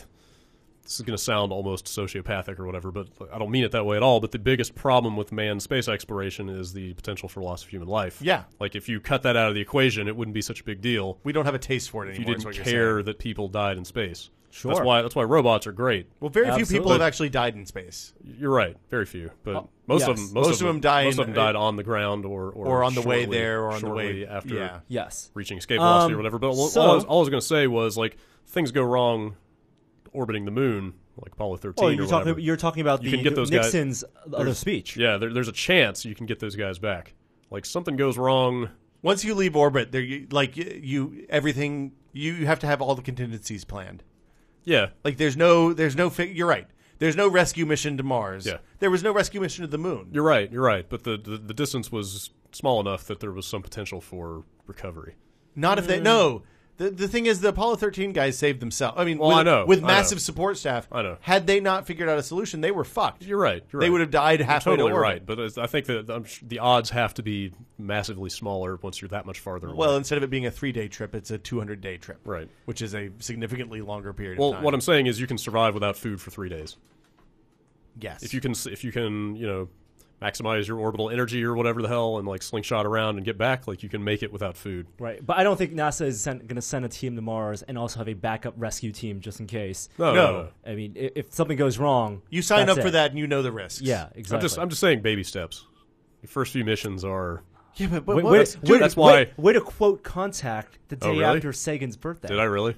Yeah. I didn't even mean to do that. Small steps. Spirit of Sagan is alive in this small room. steps. But I mean, the thing about that is, if you're spending the energy and the resources and the time and taking the risk of going there, fuck staying for 5 days. Once you get there, the hard part is Maybe. halfway done. Maybe. I don't Staying know. there and actually doing anything meaningful there takes, again, another magnitude of difficulty. Well, but the thing to do, because I'm an expert, is to send a bunch of unmanned shit. I read Red Mars. Have you guys read Red Mars? No. Everybody should read Red Mars because it's fantastic. It's Kim Stanley Robinson. It's a great book. It's a novel. It's very plausible. The thing that they did on Red Mars was sent a whole shitload of robotic probes ahead so that basically the luggage went first and then the people that landed were just the people and then, built a development. Yeah. There's Oh, no reason yeah. to go if we're not going to learn stuff and spend significant Well, time. I'm not We've arguing learned as with much that. as we've learned a ton. We've from learned the fuck robots. all. We've learned. We've a had ton. 3 robots that covered about 3 square miles all told. I'm just saying that the attempt to get there and back is so fragile in itself. Yeah, that you don't there's- want to pile extra challenges Exactly. on top of that For until the first time. until you get up to Apollo 18 or whatever, like a dozen missions under your belt. Maybe you've kind of got a handle on. I'm going to remind you guys of some history. Right. Apollo 11, everybody in the world watched. Yeah. Apollo 12, like 7 people watched. I know. By the time they got to Apollo 17 or 16, whichever one the last one was, they didn't even broadcast it on TV. I know it was routine at that point. Yeah. but that's we won't get to 30 missions. You got to make the first one count. Yeah. I hate this notion that it's true, I guess, but I hate the notion that public interest drives like the direction of the space program. Who pays the bills, man? I know, but a lot of people. Here's the fucked up thing. People have such a bad sense of scale that they don't understand That's what I was gonna how say. phenomenally small amount of money we spend on space Well, exploration. not only versus, that, like but- Medicare. Not only that, but Bad this example. sounds really elitist. But a lot of people Go for it. A lot of people are too short-sighted to understand the long-term benefits of the space program. Absolutely. What are the long-term even though benefits? they're massive. Velcro? The amount, the amount of technology that has come directly out of space exploration is crazy. Smoke detectors? It's ballpoint Pencils. pens. No. Yeah. Really? Yes. They had ballpoint pens before the space program. Unless I'm You're totally thinking crazy. about pressurized ballpoint pens. Well, maybe. Some Yes. development in ballpoint pens. Yeah, the like, Fisher space pen. like Corningware. The Fisher Okay, space that's fair. pen Like- or the pencil. Dude, like Yeah. you can go out and find actual lists of like the practical products. that Astronaut come out ice of this cream. stuff. I don't know. I haven't had that in a there's a long lot time. of- We should get that. Really? Good. I remember really loving it. I mean, and if nothing else, there is merit in attempting to solve the hardest problems that can possibly be presented to us, and it is that. Trying to solve the hardest problems, you solve a lot of incrementally hard problems along the way that benefit everyone. Right. And well, it's the same one asteroid wiping out all of humanity things. That's it's the same. That's going to happen. That's going to happen. It's the same issue as when people criticize like giant particle accelerators and stuff. I mean, putting aside that you're not actually spending that big a percentage of your budget on it. Yeah, is that kind of like the singularity? Like the other side of those research efforts is impossible to predict. Well, like who knows what we're going to learn by smashing particles together at the speed of light. Like we don't know yet because we haven't done it. Biggest machine in the world. Mars 500 was it's a race experiment. No, it's experiment. Oh, I thought it was a Mars race. No, I played that game. What was the question about? No, I'm telling you. Where they put, I believe, 7 astronauts in a containment center. It's like Biodome. Just like Biodome, to simulate the psychological effects of Pauly Shore's there of sending people to Mars. Did they do everything like simulate the time lag and all that stuff too? There was no artificial gravity, and it was actually it was in Russia, and they had I think like 3, maybe it was 6 people, 3 Russian astronauts, and 3 other people. I think like a French astronaut, a Chinese astronaut, and maybe some other dude. They're called taikonauts from China. They're basically in this simulated capsule for 500 days without any contact with other humans outside of like screens, limited email. That they also simulated delay to get messages, and so they got daily updates from their one handler, and then they were allowed, like journalists were allowed to contact them, and they had to document everything, and they had all the food they had was planned ahead of time, so it was all canned food for 500 days. They just finished the experiment last week. So hold on, when they started this. Yes. The iPhone 3GS wasn't even out. Correct. Wow. I know. It's a different world now. So it was all artificial lighting, but it wasn't exactly like a space capsule. I mean, they had really cramped quarters, but they also had like a big TV in their living room area and like Rock Band that they played. So they got to do social things, but they were basically around the clock testing themselves with like, blood tests. They had to collect all their urine basically to see how their body changed. And there were tons of cameras, kind of like Big Brother style, where researchers would observe like their sleep, their facial expressions, whether they interact with each other. So basically, what about other psychology? Evening activities? I don't know how much privacy they got. In addition 500 days, man. I know. That would be horrible. Yeah. Imagine if Zooey Deschanel was there. Are there girls there? I know. Imagine if Zooey Deschanel was there. Then it would be that just show like is so movie. bad. Well, I'm talking about the movie. What movie? 500 Days of Summer. Oh, that movie was so bad, too. Except it's 500 Days of Mars. In addition to their simulated space capsule, they also had simulated Mars. So once in the midway point, they sent 3 of the astronauts to... Only 3? Only 3 got... So just like Moon... The Moon mission, one guy had to stay. Only 3 of them got to go. This is like that O.J. Simpson movie. Got to put on the spacesuits, and then go onto fake Mars to do experiments, and then go back to their living quarters, and then spend another 250 days, 220 days. Fuck on the return that. trip, which is, the return trip's the worst part, because then it's just like running. I don't know, man. Usually when you're on the way back, it goes faster because no, you know how long it took to get there. The 3/4 mark right? is the worst, because the last quarter, the last 10% goes by really fast because you're close. The first half, just like a marathon. What was the worst part? Oktobercast. Just like Oktobercast. The first half went by really quickly. The last quarter, 2 hours. When we hit midnight, we were just like, fuck. Plus, in the first half, you have the excitement of knowing you're about to walk on another fucking planet. Exactly. Right, that's true. But the return trip, the third quarter, depends on how much privacy. I mean, that return trip, you could be anticipating some special moments. 3 to 6 a.m. is the worst part. That's awful. In the Mars trip back. And this is the longest isolation experiment they've had in human history, I guess. Okay. They did one, I think, a couple years earlier, but they had a woman there, and in their New Year's party, somebody got drunk? Someone got drunk, which alcohol was not allowed, but somehow alcohol got there, and one of the male astronauts tried to kiss the female astronaut. Uh-oh. And then there was a fist fight, and blood went on the walls, and then that experiment was over. Wow. Really? They stopped it? Well, the thing is, they're going to have to keep doing these for years to see, like... Yeah. Because, like, one sample isn't enough. They should have 10 of these going at once. They should. But there's a lot of criticism because you don't actually simulate. Like, there's no, like, risk of death. So there's no anxiety of, like, if my experiment went wrong or something went wrong. So you're saying we need to bury them deep in a mine. You can always abort. the mine. I mean, I think the mine experiment would be more realistic because there's then not only isolation, but weird also environment too. Yeah, you get claustrophobia. Like here, they're in a like above ground on in a facility where like the walls were thick, but they were still kind of thin enough where the astronauts reported that they could like sense the presence of other people working around them. Like they could hear footsteps and stuff, or hear airplanes overhead. Exactly. So it was isolation contact wise, but not a physical isolation. If you were stuck in a mine, I think it's easier to spend 500 days in this facility with knowing you have food and stuff than 30 days, 90 days in a mine 2 miles beneath the earth, right? Let alone hundreds of thousands of miles away from the earth. At the end, each of the astronauts got $100,000. Wow, really? Wow. Yeah. Well, that's 2 years though. $100,000. It's not really that good a deal when you think about it. Would you? Better than nothing. But they did have their expenses paid for during that year. All, So all that canned it's food. pure profit. Yeah. $100,000 isn't enough.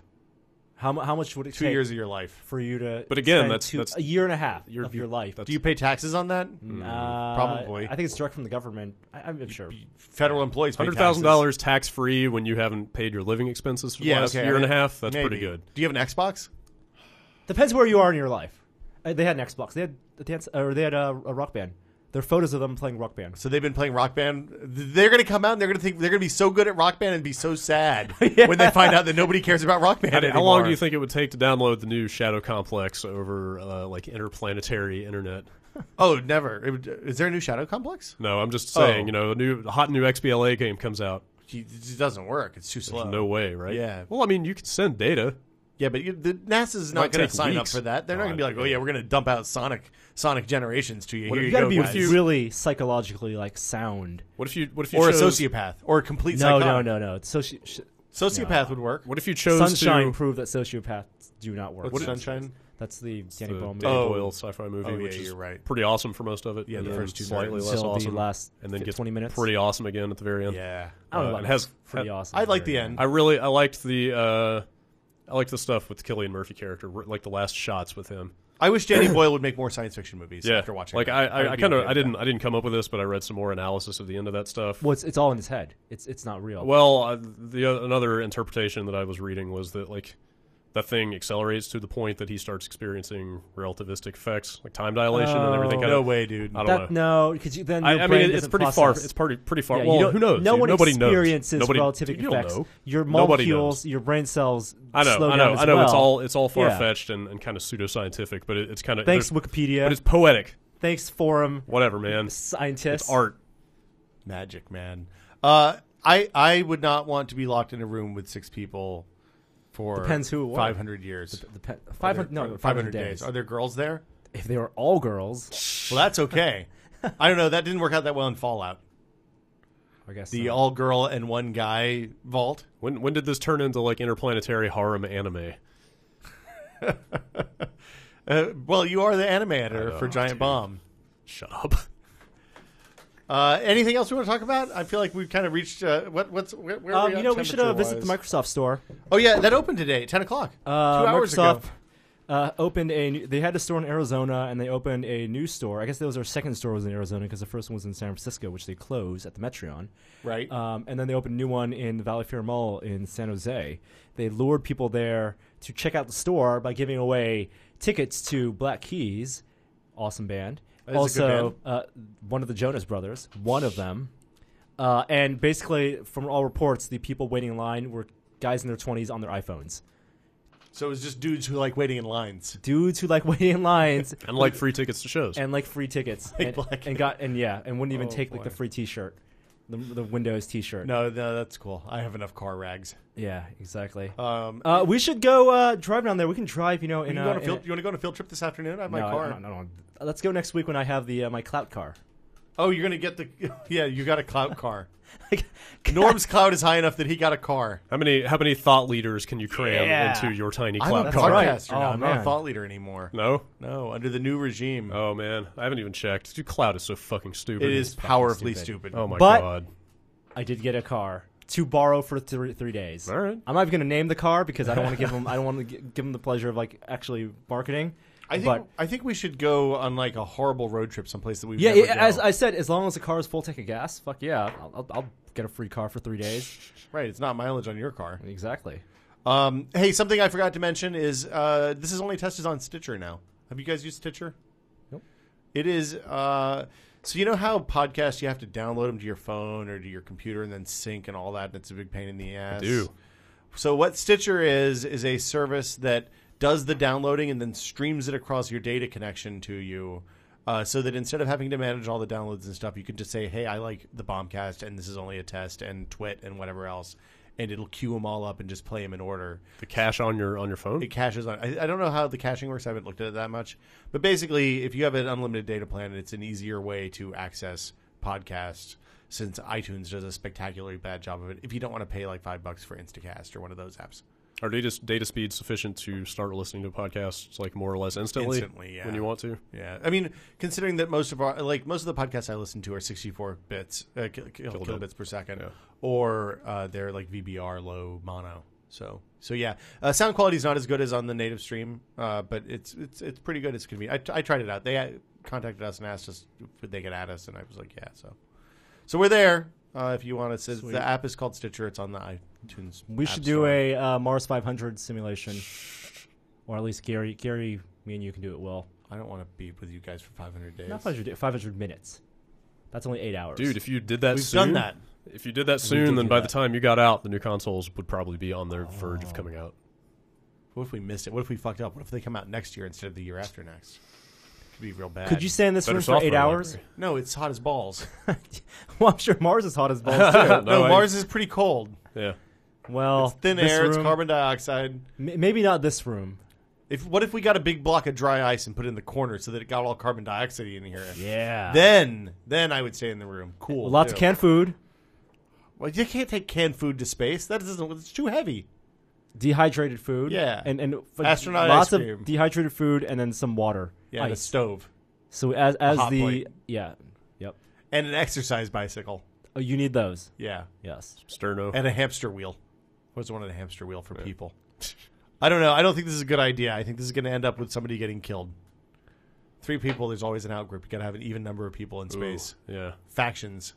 Tribal behavior starts to emerge. Does it really need to be like a multiple of 2, Yeah.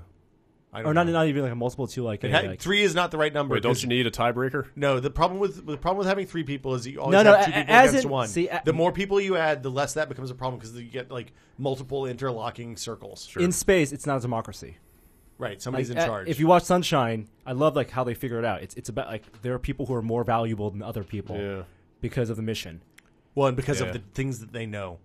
Exactly. That's But why then- if but you're then in there was- space, if I assume life there- support is you want to be the life support guy. Yeah. Yeah, the psychologist is the first to go. I seem to remember there being some resentment, though, over people being considered like less fungible than others. They were the ones that were less fungible, so fucking out the airlock for you. Yep.